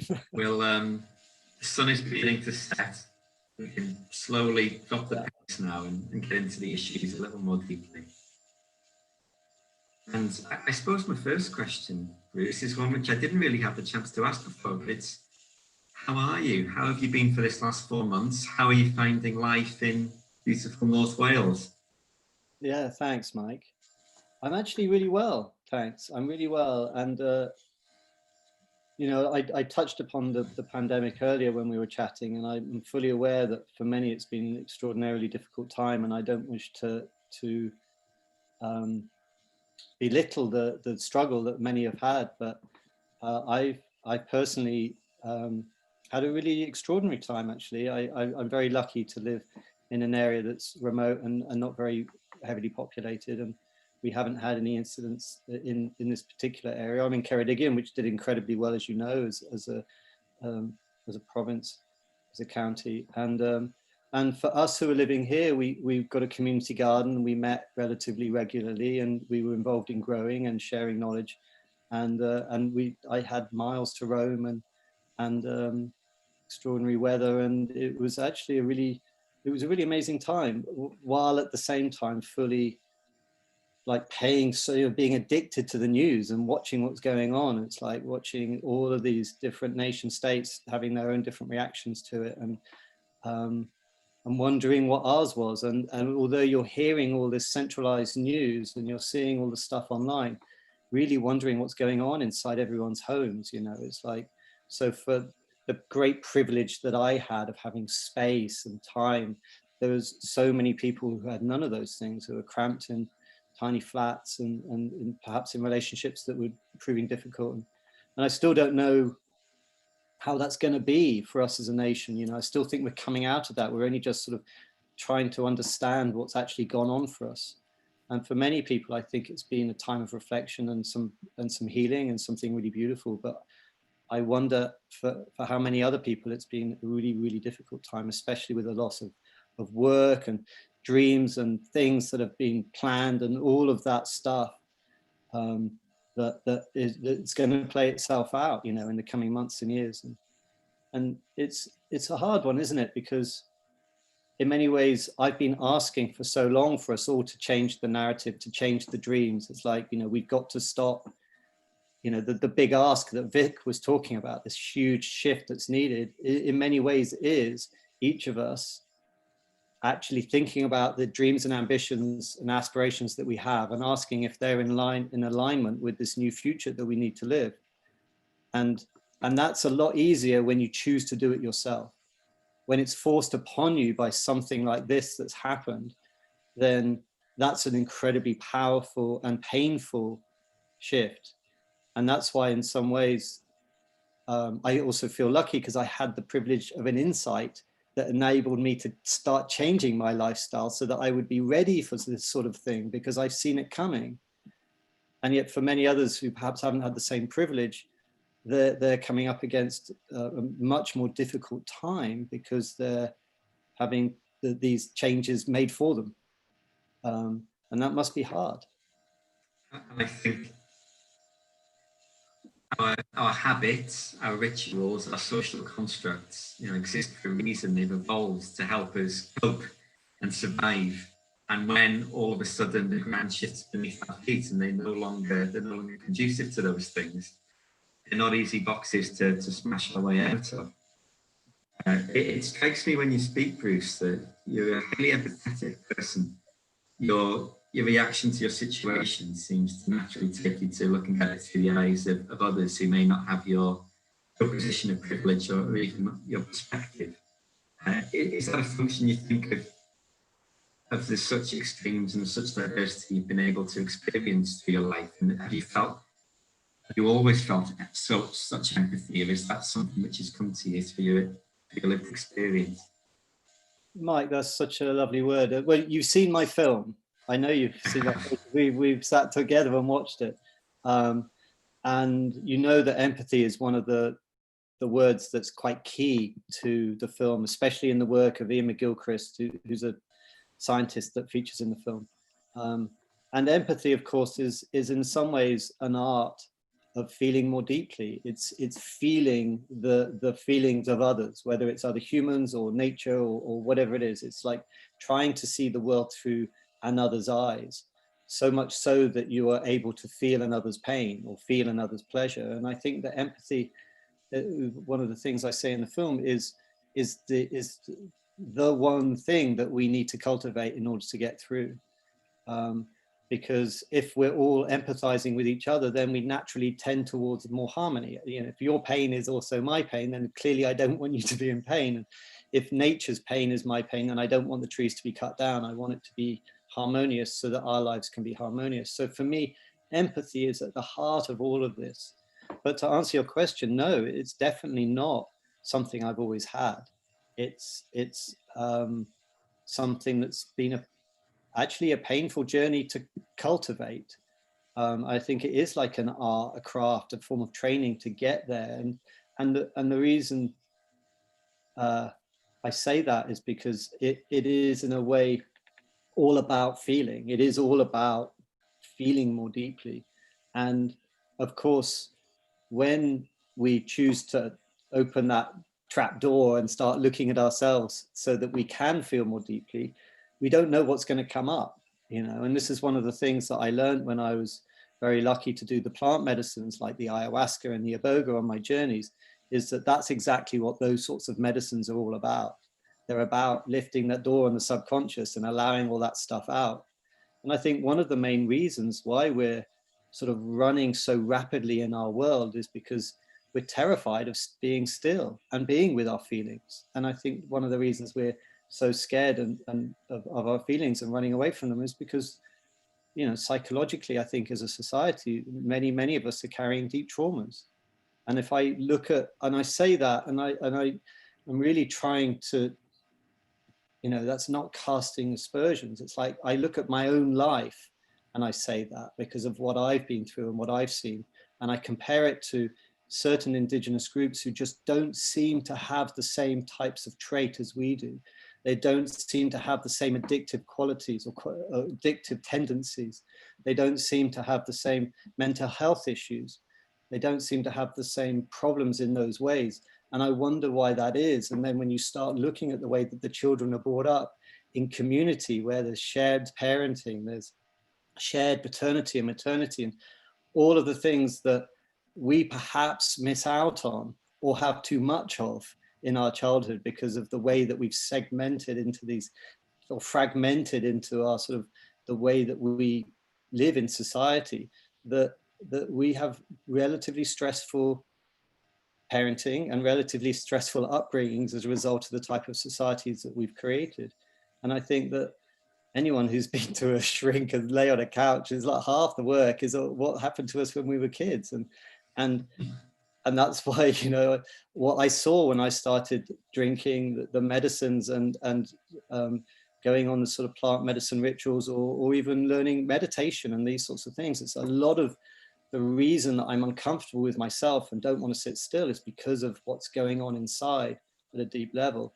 And I think that many of these indigenous groups I've lived with just don't have the same level of trauma because their community is ironing out those sorts of problems by sharing the responsibility of the child rearing within the community.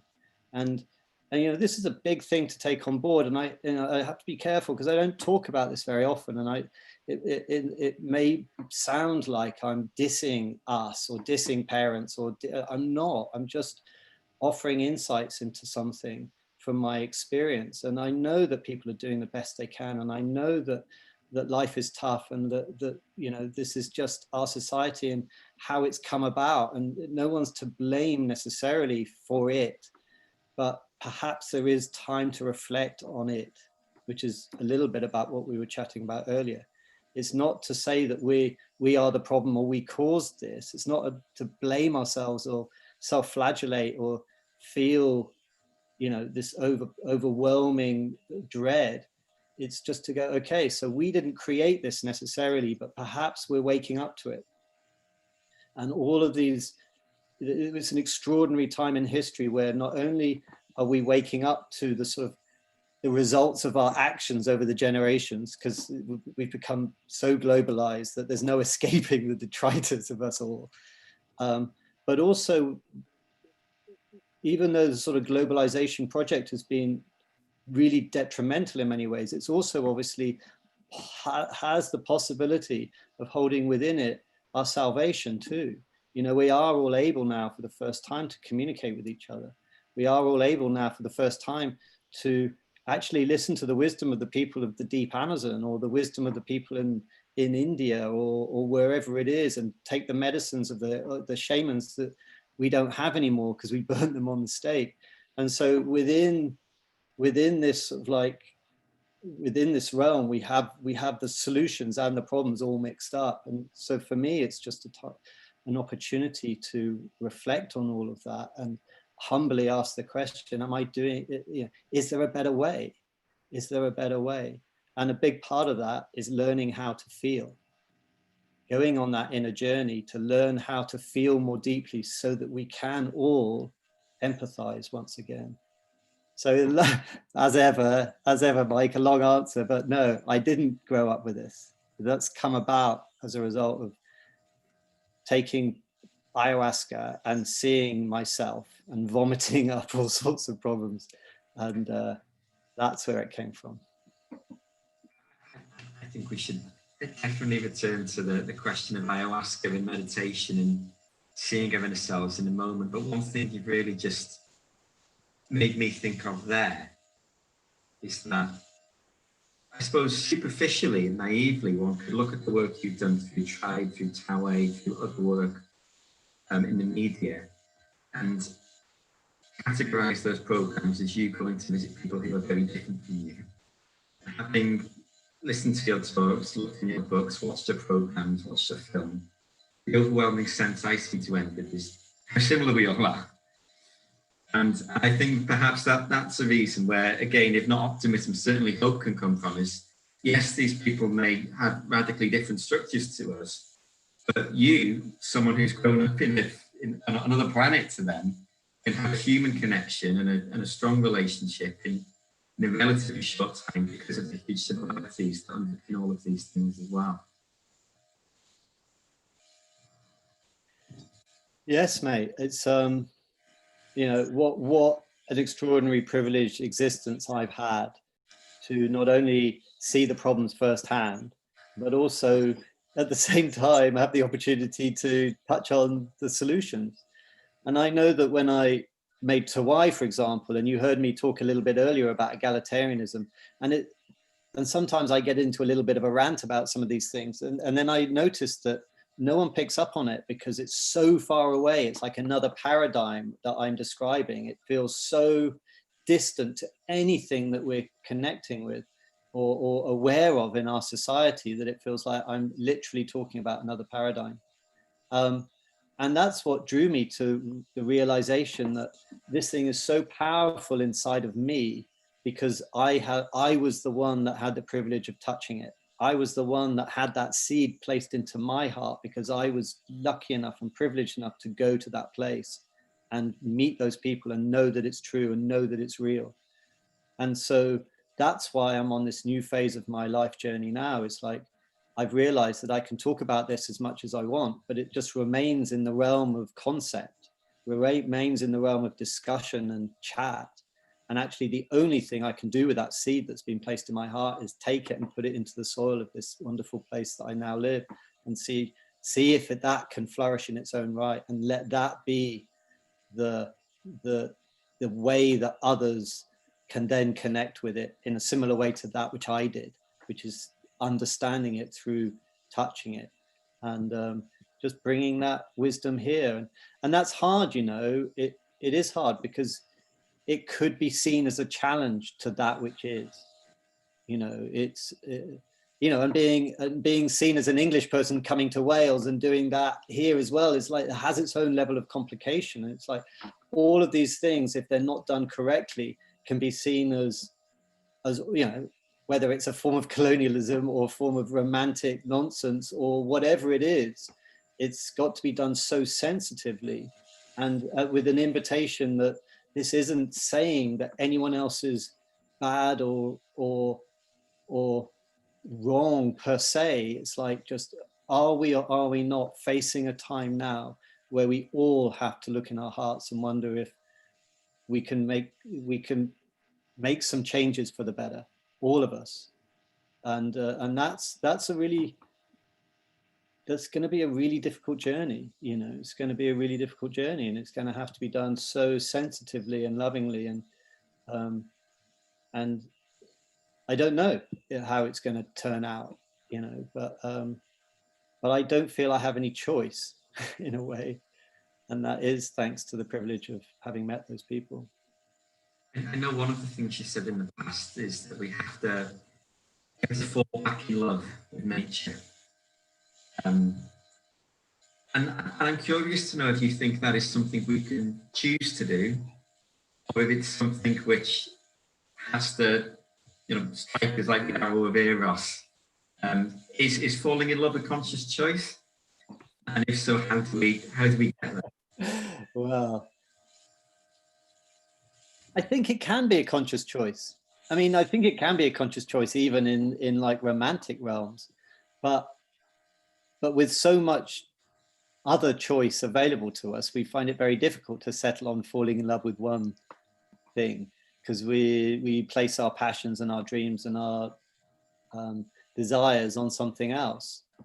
So I think there is a bit of cognitive, the sort of like deciding going on, but more than anything, I think it comes back to the feeling. You know, I see a tree being cut down now, and I genuinely feel in my heart pain, and I can't help that. I think some of it is because I've chosen to place my belief in that, and some of it is because I've undergone practices that allow me to feel more deeply. You know, from the film, you'll notice that we talk a lot about being present and quelling the sort of ever constant narrative of the voice in the mind, and these tools that societies have created, like meditation, for quashing that or stilling that, so that these other more sensitive sort of forces of nature can be felt. And I think that that's something that many spiritual practices have, is these tools for us to feel more deeply and to get to heal. But I think that it does need to also come with a story, a narrative that contains it and holds it. You know, you can be incredibly present and be a sniper. You can be incredibly present and be a boxer. You know, it's like, it doesn't necessarily follow that just because you're trained to be in the now, that you're going to feel the pain of a tree. So I think that these things have to be packaged together. And that's why having dabbled in a lot of Eastern philosophy and and all the wonderful tools there are for quelling the mind and feeling more deeply and healing that go on there, I have to admit in my own personal journey that I've ended up swaying a little bit more to the more shamanic path, because often within that is not only the journey of healing, but it also comes very often with this inbuilt nature connection narrative too. And I really resonate with that, because many of the other spiritual traditions, and that's, you know, comes with, let's not go down this rabbit hole, for all the beauty that there is, I have come to yearn for something that also isn't human-centered or just spirit-centered, but something that contains everything, including nature, not just humans as primary, but us as a part of it. And I think that some of the indigenous narratives have that, and that's why I lean that way quite often. I know you've talked a lot about the role of narrative in driving the social cohesion in any culture and in any people, and the narrative which has passed through generations in our society has been one of capitalism, of winners and losers, of individuals.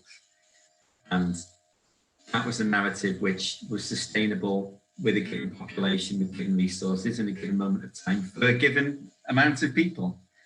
And I think we're now in a moment where those rules are starting to burst and creak and crack at the seams.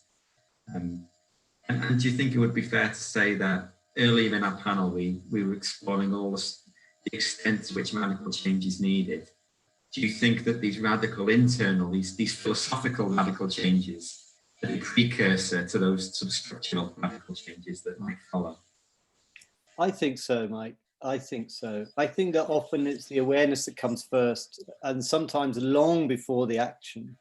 You know, in my own life, I look at the things that I became aware of, you know, as a consumer, going down the Amazon, seeing gold or cocaine or oil or slavery, or all these things that I was realizing that I was intrinsically linked with, but actually taking me months to actually find a way out of still consuming them, you know, or reducing my my use of them somehow. And so, yeah, I think the awareness always has to come first. But yeah, and it's hard, isn't it? The awareness comes first and the narratives come first, but I also think that we need to have within the narrative something that offers us something beautiful on the other side. You know, it's not just enough to say we've got to consume less. It's like that there's a possibility of you know, so often when we hear the political rhetoric or the talk of we have to change, it's spun out as this is like a massive sacrifice and this is going to be really painful. And like for all the wonderful things that I heard Vic said, the painful aspect of it was offered sort of primary. And yes, he's right. Of course, it's going to be painful, but my belief is that that pain is temporary during the transition, but the end state is actually amazing. The end state is extraordinary. I mean, the journey that I'm on here, which is like really trying to live in community and let go of ownership and find true equality with a group of people in this space, is terrifying in the process of letting go of all of the dreams and all of the aspirations and all of the things that I had for all of my life being building.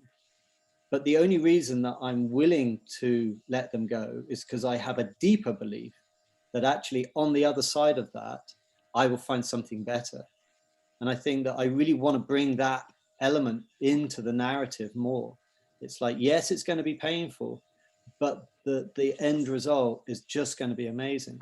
And I say that because if I also reflect on my own life, some of the times when I think about it that I was happiest were times when I was in equality with other people. And even times when people were giving me shit and giving me a hard time because I wasn't like the boss, or I wasn't the guy with the notoriety, or the you know, in many ways, so much of the way that I've lived my life, and many of us live our life, is almost every step we're going more and more into separation, more and more into isolation. More money brings you more separation, more fame brings you more loneliness, more goods bring you more stress, you know. And it really is about flipping those narratives back and saying, you know, simplifying and reducing can actually bring you a great deal of harmony. But it's so much easier when we do that together. You know, and doing it on your own can feel incredibly hard. But when people come together with a similar narrative, then actually it can be extraordinarily joyful. And, you know, many of the listeners will have their own opinions of what was happening with XR, for example.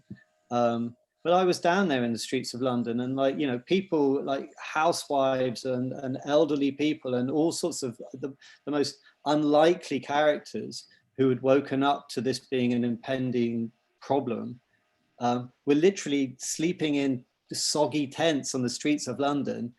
It's like having come from their very nice homes, and you would think they would be miserable, but actually, because they had belief and had come together in something more important than their own well-being and happiness, something bigger than themselves, they were able to find, you know, complete joy and excitement in those moments. And I think that's another thing that the tribes offered me is when we can place our meaning in something beyond just ourselves, and especially when we can do that with others in a like-minded way, then you can undergo all sorts of privations and still have the most extraordinary joy and happiness.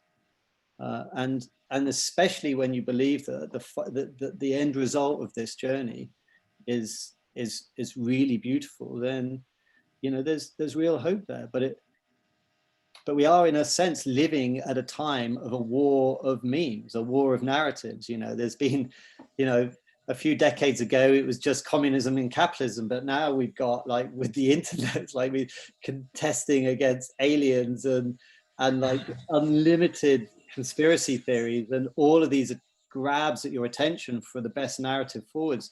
And it's incredibly hard to be heard at this space. But I really am encouraged by the academic realm offering more and more gravitas to this idea that our true ancestry was egalitarian. And I think that that's a story that when you hear it, you're like, wow, okay, I didn't know that. You know, you got Steven Pinker telling us that we've always been warlike, and all these pop novels out there telling us that we're just terrible. And it's actually, it's not the case. It's not the case. I know that the narrative which most profoundly struck me in this way when I was a student was one, and again, I think Descartes has a lot to answer for in the Western tradition, because he created a neat separation between the individual and the world. And the realization, I think, for me, was when you reflect on how our minds work, how we operate as living conscious beings, you realize that the only way we get ended up like this is by evolving and developing with one another and with our world, and thinking with our world, and not acting on the world, but acting with the world.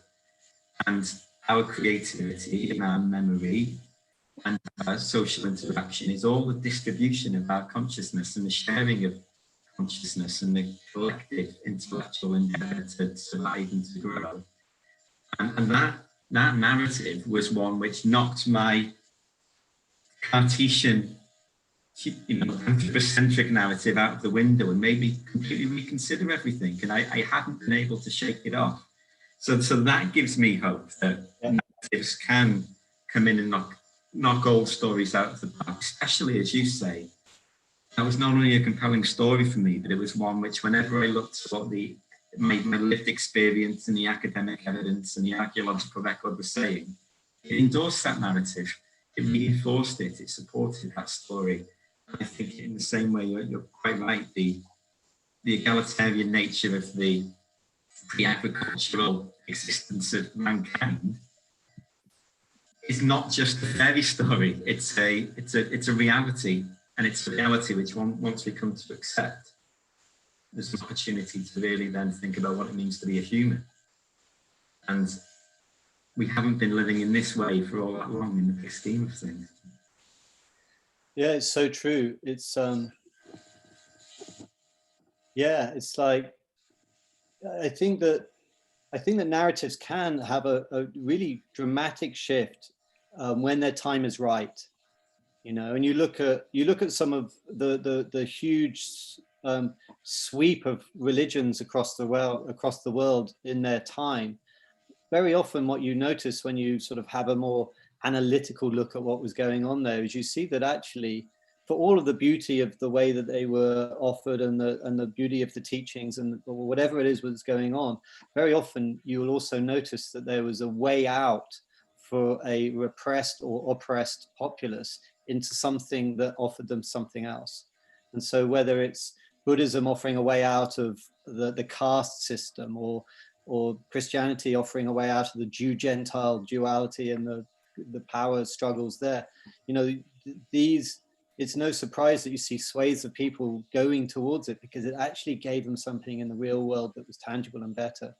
And I think with this realm that we're living in now, with this sort of rampant runaway disparity of wealth, and whatever the percentage is now, it seems to change every year. It's like, what is it? 1% owns more than the 99%, or whatever it is. You know, it's like madness, the concentration of power. It's more than the time of the pharaohs probably. And it's like, and you know, it's going to be interesting entering into the depression, and I think it will be a depression that we have coming, as to what everyone makes of that. It's like, really, we're going to have multi-billionaires wandering around creating the like super yachts while everyone else is starving? And you know, obviously it's been like that for a long time when you look at it globally, because we've been the 1%. But even now, the 1%, you know, us are waking up to the unfairness of it, and that is gonna, you know, they can only be so long that this continues before something breaks. And like I said earlier, it's it's so much nicer for us to change than it is for us to collapse.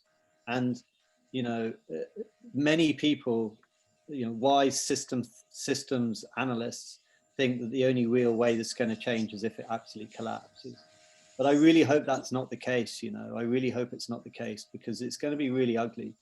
But something has to give. This economic system and the way that we're centralizing power, whether it's political power or financial power or the mixture of the both, is not serving the greater good, you know. And so it's quite possible that one of these narratives that offers a re-empowerment of the individual, a reawakening of the intrinsic power that we all have, may just take hold.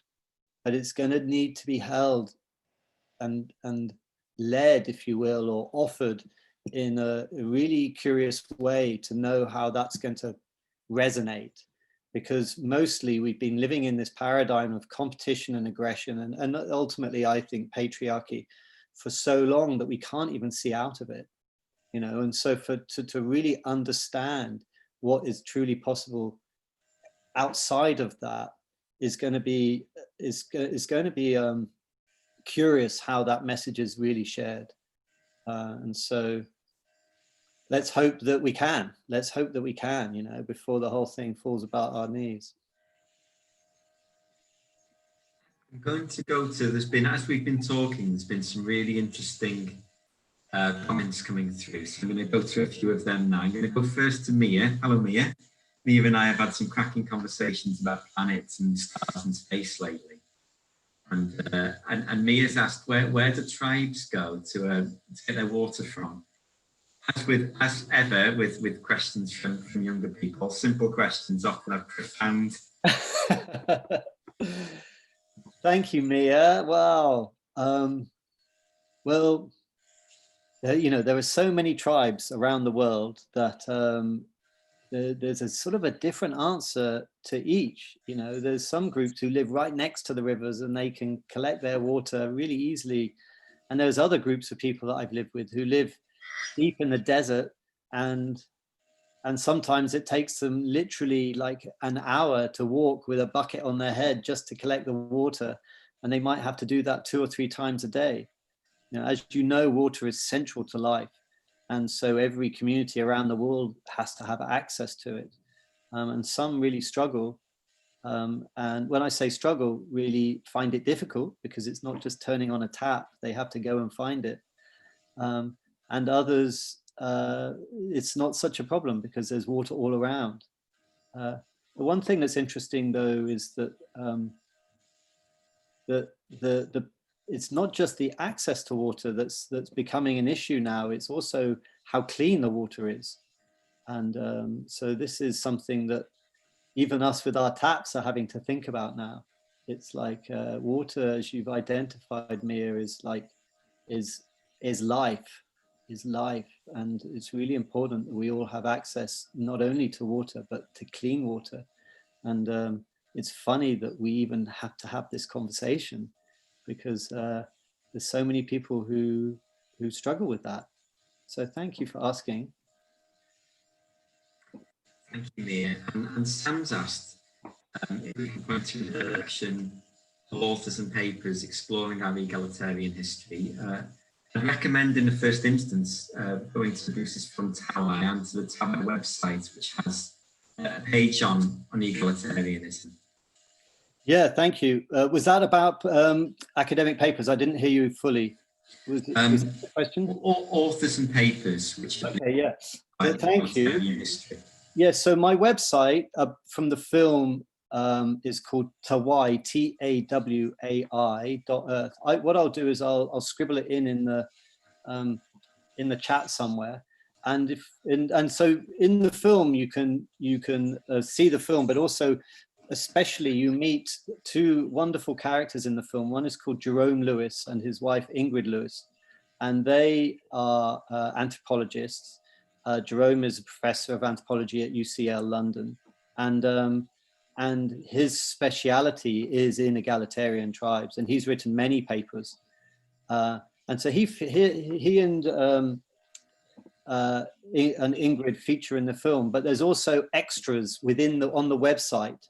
So if you go to the Tawai.earth website, there's a link for I think it's more, and then you'll see a link. It's like Tawai 3 Benjeli. I'm going to have to write it down because like it's quite hard to get, but you hopefully you'll find it. And in that you get a lot more from Jerome and Ingrid, and especially what you get is Ingrid talking about the vital role of the women in maintaining balance within the hierarchy, within the society. And that's something that I'm a bit sad it didn't come across as much or at all actually in the film. It felt it was just too much on top of already a very complex film. But when I reflect on my experiences now, I think that actually the insights that Ingrid offered, which you'll see in this extra bit, are some of the most profound and important insights I've received in any of my journeys anywhere, as far as offering us an understanding of another way of being, where the role of the women and the feminine power that they hold is vital to the maintaining of the balance within society. And when you see the type of society they have and the power of the women that in those groups, you understand a little bit more about how it is that they maintain the balance. And this has been a really complex thing for me to, and one of the other reasons I took it out of the film is because it's so complex when you're talking about such subjects in a time like today when we have very different notions of sex and gender and binary roles. But hopefully when you see the clip, you'll see what I was trying to say, and you'll learn a little bit more from Ingrid. And it's phenomenal, the insights that you'll get. And on my own web, so I think I've got some talks I gave on my YouTube channel where I talk about egalitarianism and power and revolution. I think one's called Power and Revolution.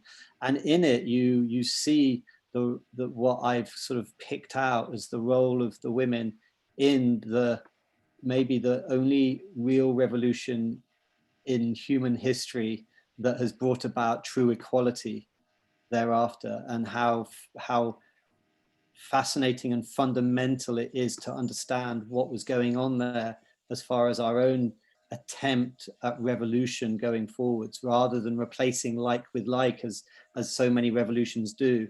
This is an insight into a type of revolution where, as I was saying earlier, you disempower the aggressive competitive element of the male, in their instance, the male power. And on it goes. It's fascinating, and that's all down to the insights I had from Ingrid.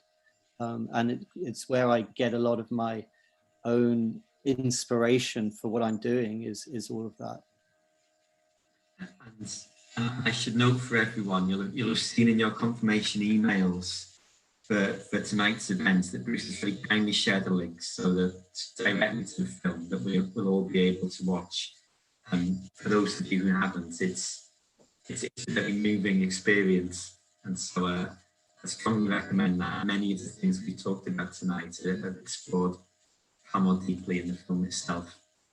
I'm going to Bruce now, point to two questions, one from Viv and one from Helen, which are on different topics but with a similar thread. Viv asks about the invisible impacts of harmful agents like GHGs and the importance of making those visible in some way, in much the same way that Jessica talked about making the invisible visible earlier.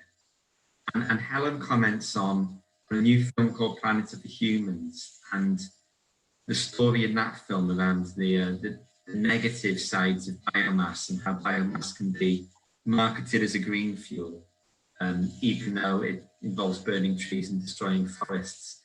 So again, I think both of those questions in different shapes and forms, but back to narrative, narrative in our perceptions. And I wonder if you have thoughts about both GHGs and the biomass fuel. Yeah, thanks, Mike. Thanks, Helen and Viv. Yeah, I have seen Planet of the Humans, and I enjoyed it very much. For those of you who haven't seen it, it's a film. You can see it on filmsforaction.org, and which is an amazing website for all sorts of different activist films, but not out there activists, like pretty mainstream activist films, and it's a really lovely website, filmsforaction.org, and you can see Planet of the Humans, I think, for free. And it's a Michael Moore film that came out recently, and he got a lot of stick for it because actually it's not a great film. It's not a very well made film, and so people really had a go at it. But to me, the deeper essence of what was being said in that film was true and real and sad, but needed to be said. And ultimately, what it was that. And it was interesting listening to Viv when he gave his opening chat, because he was talking about technology and, in a sense, the technological fix, and I was really wanting to engage with him in that and wondering what he thought, but we didn't get a chance to go there. But what this film says, which I've also considered for a long time, is that there is no real technological fix, and that sounds so tragic, but when you actually pull back and look at how many of these supposed technological answers are going to solve the problems of the world, ultimately they're relying on just increasing amounts of consumption just in order for the technology to be available. And it doesn't in any way interrupt our sort of like rampant consumption. And then you look at where some of these new metals and conductors that we need for our solar panels and turbines and mobile phones, and they're all under the Amazon, under indigenous tribes groups, land and all the rest of it. And that's just very rarely brought into the story. These technological fixes have massive costs too, and we still haven't closed the loop. We're still throwing so much away. And, and as it says in the film, when you mentioned there, it's like, sort of like biomass, like energy generators is just like so clearly not the answer, because they take up so much land in order to grow the things to throw into them, just so that we can carry on using all this mad electricity and all these things that we're purchasing without any real notion of downsizing or cutting back, thinking that we can just carry on this same exponential curve, and forgetting that the rest of the world wants to have refrigerators and Xboxes too, and like there just clearly isn't enough for us all. And when you start looking at just the level of consumption of my life and how many planets would be needed if 8 billion people were going to live the way I live, it's madness to think that's possible. So in that sense, I thought the film was really good. Sadly, in the film, it really it highlighted some really bad examples, actually, some really poorly resourced and researched examples, and so it allowed lots of people to just throw the baby out with the bathwater. But I didn't think so. I thought that the message was clear and it was really needed. And then on the same subject as that was all these the harmful agents, GHGs, and like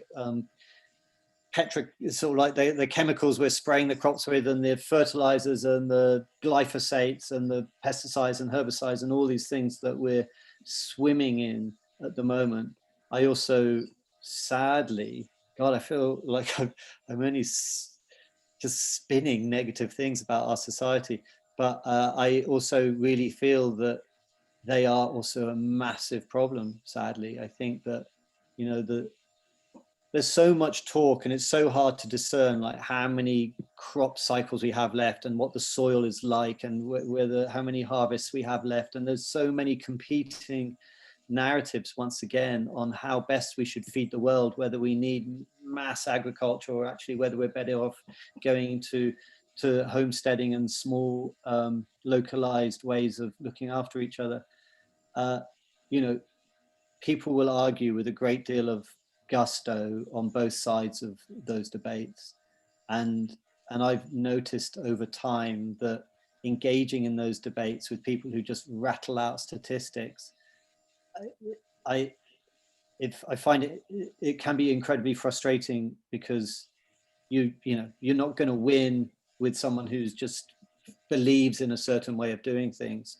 and will just endlessly bring you statistics to back their argument.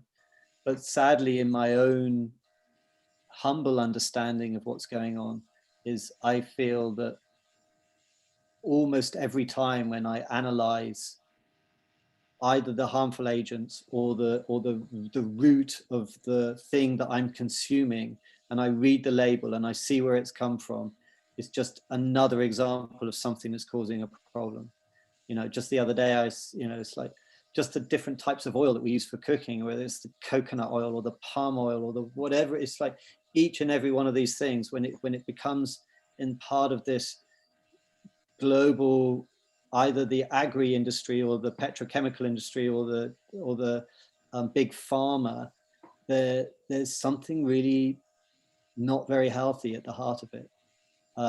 So I've really come to the opinion that actually the only real solution is to go local. It's just to be as local as we can, just grow as much food as you can, or buy it from people that you know who grew it, and only buy stuff that you know where it's come from. And we just have to, more than anything else, it's not about, there's so much talk about how we recycle or what we do with straws, or it's like, it's not about the recycling, it's not about what we do after we used it, it's about where we get it from in the first place. That's the issue. It's not about where we put it, it's like, where does it come from?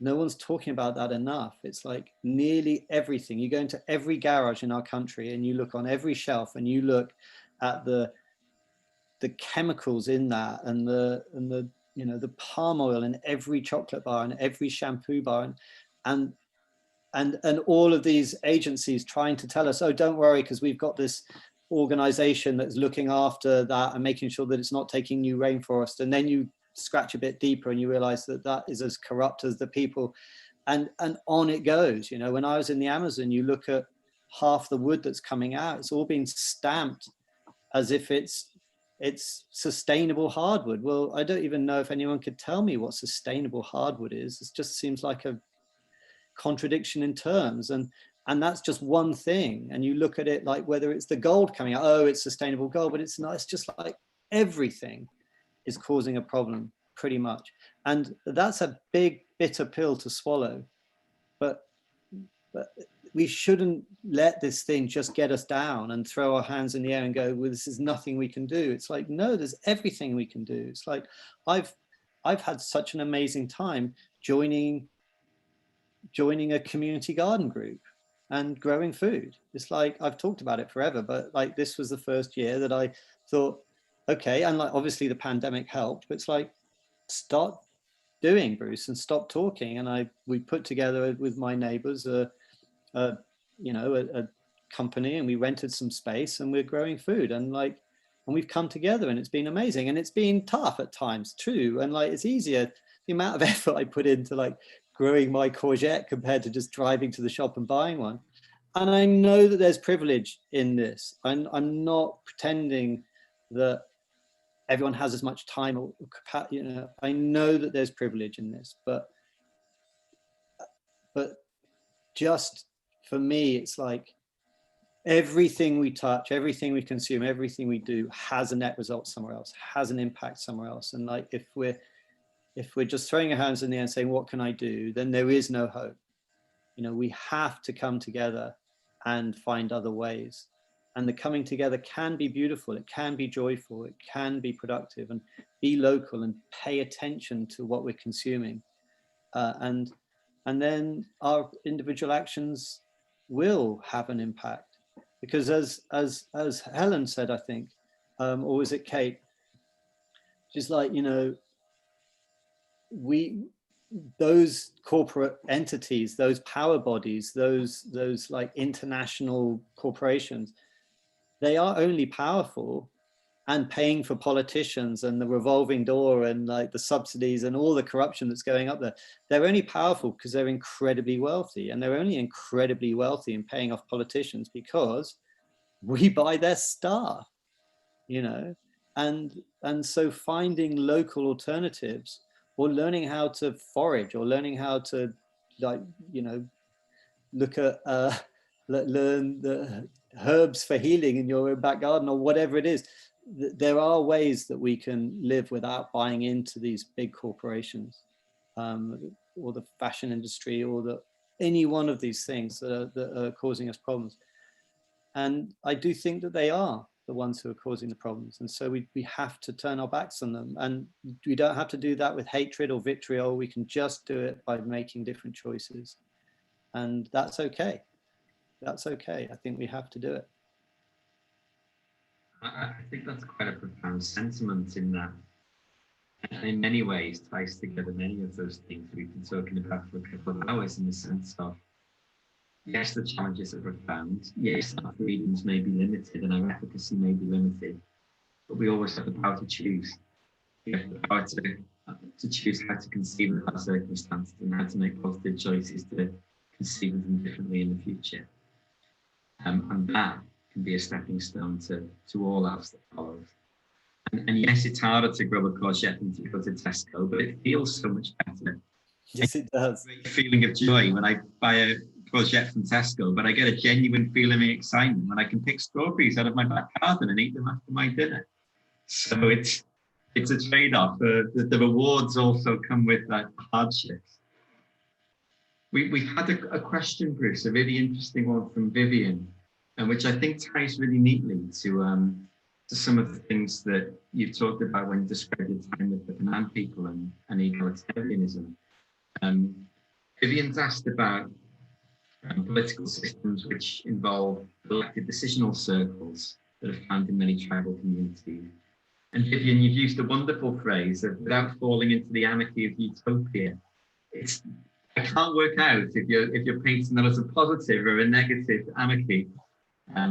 But nonetheless, what are your thoughts, Bruce, on political systems such as those with these elected decisional circles? And what is it about the true egalitarian systems of the Panan which struck you as more profound than those other systems you found in other tribal communities? Thank you. Yeah, no, I'm trying to find that sentence that you highlighted. The last two questions are from Vivian, yeah? What do you think? The last three, it's an anonymous attendee, I believe, it's Vivian as well. Oh, that's as Vivian as well, is it? Okay, I didn't read that one. I believe in a fair world and sustainable way of living. Like a creative, I would like to make a radical suggestion. Without falling into anarchy or utopia, I think of a political system of several elected decisional circles as tribes used to have for centuries. As an example, it could be 4 circles, one center composing of people well versed in environment, second composes 2 elected members of each party, male and female, third circle, fourth citizen. Yeah, I mean, thank you, Vivian. You know, as you pointed out here, there are many, many ways that humankind and societies have configured themselves for making decisions and organizing themselves throughout history, and I've seen many of them throughout the world. There's consensus, there's consent, there's dictatorship, and there's democracy, whatever democracy means in this day and age. So what do I think of 4 elected decision circles rather than elected to lead? You know, I would have to really sit with your question, because I'm aware that if I really engaged with it sentence by sentence, it might take a while. But I think I can see where you're heading, which is essentially a different form of elected decision makers who all have different roles and responsibilities, and that they can, you know, figure things out for us in a different way to how it's happening now. I think that, and I probably didn't get that right, but let me just vibe with it anyway. You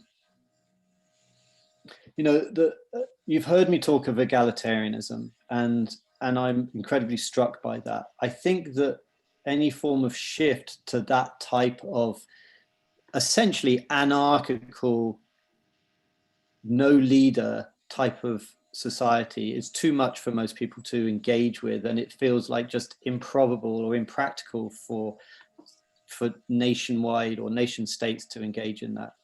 But let me vibe with something that could offer an insight into what I mean by egalitarianism and perhaps the route that we could take to get there. So at the heart of what I touched upon with egalitarianism was this idea that actually power is much better decentralized than it is centralized. And back in the day, this wasn't just a small group of people. This was actually a way of existing that stretched out for hundreds of thousands of people throughout the forest. And so it was a way of being that isn't just a small group. It's like, it was in a sense, civilizational size scale peoples all existing in this way. But back then they all had equal access to resources and were living in a way whereby they had different narratives and different structures and different tools for maintaining that balance. So that worked for them. Clearly, as we left the tropical belt and we came into the type of temperate zones that we needed to get through either a drought or a long winter, we needed to store food and store provisions. And it was probably, anthropologists now believe that this was probably the period by which these old ways of being shifted, whereby now whoever it is that gets to share the accumulation has power. And that power probably got out of hand, and then we'd set in motion the type of societies that we have now. The reason that I'm interested in egalitarianism is because, once again, it feels to me that not only are we learning about this way for the first time, but also we have the capacity to see ourselves as one once again, and we also have the capacity to share once again. So there is this sort of golden moment where the past is touching the present, where we can really radically think about decentralizing power and really sharing equitably throughout the world. And it sounds so, I know how romantic it sounds, but I just want to hold on to it as a thought. But how's the best way to do that? Well, those tribes who were egalitarian, they didn't shun any form of leadership. They did have a hunter that would lead them into the hunt, but what they didn't have was that hunter taking any more acclaim or fame or produce or goods or showing off or anything like that as a result of what he was doing. So I don't have any problem with elected leaders. I don't have any problem with people taking on roles. And so in that sense, this idea that you have of elected people in circles taking on roles, I don't have a problem with any of that. What I invite, though, is that all of these bodies are trying to take us to a place where we dismantle centralized power. That's the end goal that I look to. And it may be that we need stepping stones to get us there. And those stepping stones may well have leaders involved. Those stepping stones may have examples of other types of society that have found other ways to get us there.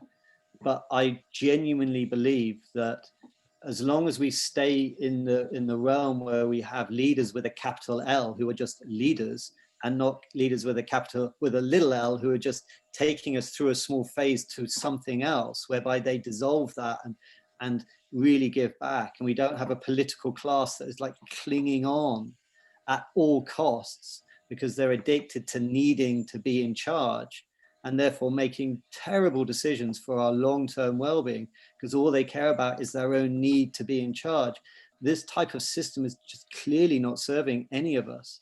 And so throughout it, we need to find ways where the end goal has something in it about us all being empowered once again, because there was a time when we were all empowered.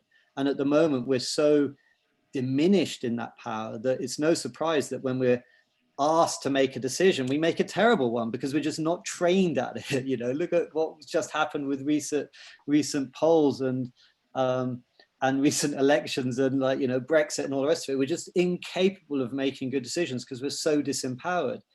But there are tools and there are methods now where we could start eking back that power if we choose that that's the direction we want to go in. And as long as we stay in this realm where we just spend every 4 years elect one person, that person pays very little attention to what we elected them for in the first place, and then just does what the party politics of holding on to power says, then we're never going to get out of this trap. There are actually tools now whereby, you know, we use our mobiles for everything from banking to whatever. We could start using those for voting. We could start clawing back the power and making decisions, starting off in a very small way, just in the workplace or something, and learning with blockchain, which can be seen as a form of trust, that actually we could all be making decisions in the local level, in the national level, in the international level. You know, we have the technology now to actually all start being involved once again. And then you notice as you become involved with some form of direct democracy, like, which is like, for me, true democracy. I mean, that is everyone being involved, not representative democracy, like true democracy. We can start making decisions, and yeah, we'll make mistakes, but we'll get to see them and we'll get to learn, and we will then through that learning become wiser. And there's all sorts of new ideas and ways that are out there now that would allow for us to just diffuse the central power, which is just rampant and at the heart of the problem, basically. And so that's why I talk about egalitarianism, because I just believe that those people knew intrinsically that power centralized doesn't serve the whole, and it gets corrupted. And so for me, I hold on to that as an end state of something to get to. So I want my leaders to be telling me that they're doing this so that they're giving the power back to us, giving the power back to us, giving the land back to us, giving, you know, just like taking us on that direction to something that will work for us all and not just for a few. It just seems that so many of us are also disenfranchised because we can see the corruption and we're just like, what's the point? It just doesn't work. But if we only understood that there are other ways and that we could do it differently, and these ways could work for us incredibly well, then perhaps people would re-engage. But, you know, so whether that's your like circles or another way that we come together to figure out. I mean, XR has got this sort of, you know, the idea of the People's Assembly, and I think that has something really beautiful in it. You know, it's like the Greeks, they would have something similar where like the citizens would come together and they didn't have a vested interest because they were a political class. They were people like you and me who were just called in. And it's shown again and again, like with the jury system. I mean, clearly juries can get corrupted, but by and large, they don't. You know, it's the professional class that's the corruptible class very often. And so, yeah, our form of democracy to me is a sham, and it's part of the problem. And yet we will go to war waving the flag of democracy as if this is the answer to everything. Well, actually, no, there's lots of ways of doing things out there, and it's not the only answer. And things like, you know, I mentioned anarchy, and people just suck their teeth. It's like, what are you talking about? I mean, anarchy in our lexicon is akin to terror and murder and like chaos and all that, but actually, for anyone who's seen my film To Why, you'll see that I live with the Panan people.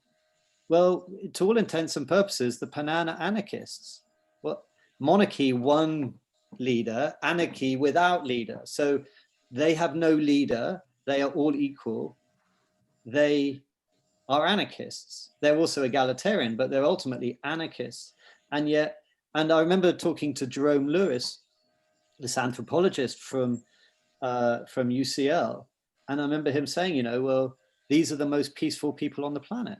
And I'm like, Jerome, you can't just throw these lines around. You know, I'm making a film. This is going to be checked out. He goes, Bruce, look, you forget I'm like head of anthropology at UCL.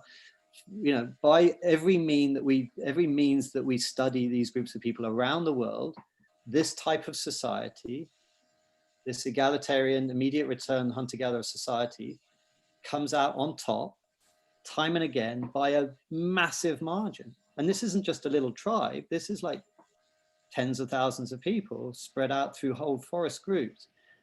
And these are the most peaceful people on the planet by a wide margin, and they're anarchists. So don't tell me that there's no other way of being in the world, because it's just not the case. And what strikes me with the sort of the anarchy that comes across with the Panan in your film is that there's a distinction between there being no power, no authority, no leadership, no responsibility, and there being shared power, shared leadership, shared responsibility. And it's a form of anarchy, yes, but there is also a strong collective responsibility for the well-being of everyone. I think that's so right, Mike, and thanks for coming in on that. And I've just watched, I've just looked at Vivian's question again. It's like, you know, without falling into anarchy or utopia, because like they're both opposites, like anarchy being like terrible and utopia being like dreamlike. And there it is, you know, we use anarchy as a form of like swear word for like just mad chaos. And as I say, the most peaceful people on the planet. But as you rightly pointed out, Mike, what's really curious about them is that, yes, they're autonomous individuals, which is a fully decentralized society. And everyone, there's no coercion in these groups. No one's telling anyone else what to do. But what you notice is with that unlimited freedom that they have is because no one is forcing them or shoving them or telling them, they are free to make the decision that is best. And what you notice in these types of groups is that they decide that the best thing to do is actually to serve the well-being of the whole. And that's the weird thing that it's really hard for us to get our heads around, because we live in the American dream madness whereby actually we're in the pursuit of freedom and happiness, but it's all so individualized. And their whole pursuit is for the group. And that's the fundamental difference. But it comes from freedom. It comes from freedom to choose. And the choice they make is to serve the whole. And that's beautiful. There's those sort of crude experiments and studies in sort of our society where if you remove all of the road markings from a busy street, people drive more cautiously, more slowly, there are less fatalities. And again, I think it goes back to what you said earlier, because it brings people back into the moment and it hands them back the responsibility. I didn't crash because the traffic light was out. It wasn't that the speed limit was wrong. I had decision for my future. Yeah, I think we're sleepwalking. That's so beautiful, Mike. Yeah, I think we're sleepwalking because of the type of society we've created, and we've just given all our power away to every corner, like health and safety, or as you say, street markings or education or whatever. And then we've got all of these narratives that we've been told, and we're sort of living with, like left to our own devices, we'll tear each other apart, or we're just not capable. But and you know, or you've got the Stanford prison experiment where like half are prisoners and half are inmates, and they all just tear each other apart. Or the Stanley Milgram experiment where you just keep pressing the button and you'll kill the guy because you're being told to. And then we say, ergo, this is human nature. And I'm like, you put the Panan in that test and there's no way they're going to press the button until someone dies. I mean, it's just madness to think that. What you're seeing there is not human nature. What you're seeing there is school and a teacher telling you from a very young age, you must do this, you must do that. If you go and live with the Panan, no one's telling anyone anything. And even if they did, they wouldn't listen. It's that social conditioning which we're all capable of breaking if only we see the world through new eyes. I mean, like, just to finish, sorry, Mike. No, go on. No, please, no, finish your point, and then I'll come in. No, I was only going to say I wish we could carry on talking all night. I feel like we're just about to open Pandora's box at the moment. Oh, I know. It's like I was where we have to say goodnight to everybody. But yeah, can I just say thank you, mate? But like, yeah, that I know that's a Pandora's box. And that to me is an end state. We're not ready for that. We need healing. We need healing, a lot of healing before we can get there. But we need to hold it in our hearts that humankind is amazing. We are capable of the most extraordinary ways of being. We are capable of living together in harmony. We are. It's been our de facto way of being for the majority of our time on the planet. We're extraordinary beings. We can do it. We are wounded. We're carrying the wounds of many, many generations of really difficult times. And it's going to be difficult to heal that. But if we can hold in our hearts that beneath these layers of conditioning and underneath all of this trauma and wounding is something really beautiful, really, really, really beautiful. And that if we go on that journey to try and uncover that and find that again, that we have the capacity to once again live in harmony. And that's all I'm trying to say, is that, yes, this sounds so romantic, but it is possible. And we just have to hold it and believe it and want it and go on that journey. And then there's hope. I think that's such an inspiring note. And one final thought to perhaps leave you viewers on, but you're an explorer. And I'm curious to know what it is in particular that you've been looking for, and feel any closer to finding it. I made a promise when I drank ayahuasca many years ago that I wouldn't have a family until I was living more or like in harmony with nature, so that I wasn't really called part of the problem, that I was going to not just add to the problem anymore. And I'm a long, long way away from that. But the journey I've had externally and the new journey I'm having internally and the type of connection that I'm trying to engender now have that at the heart.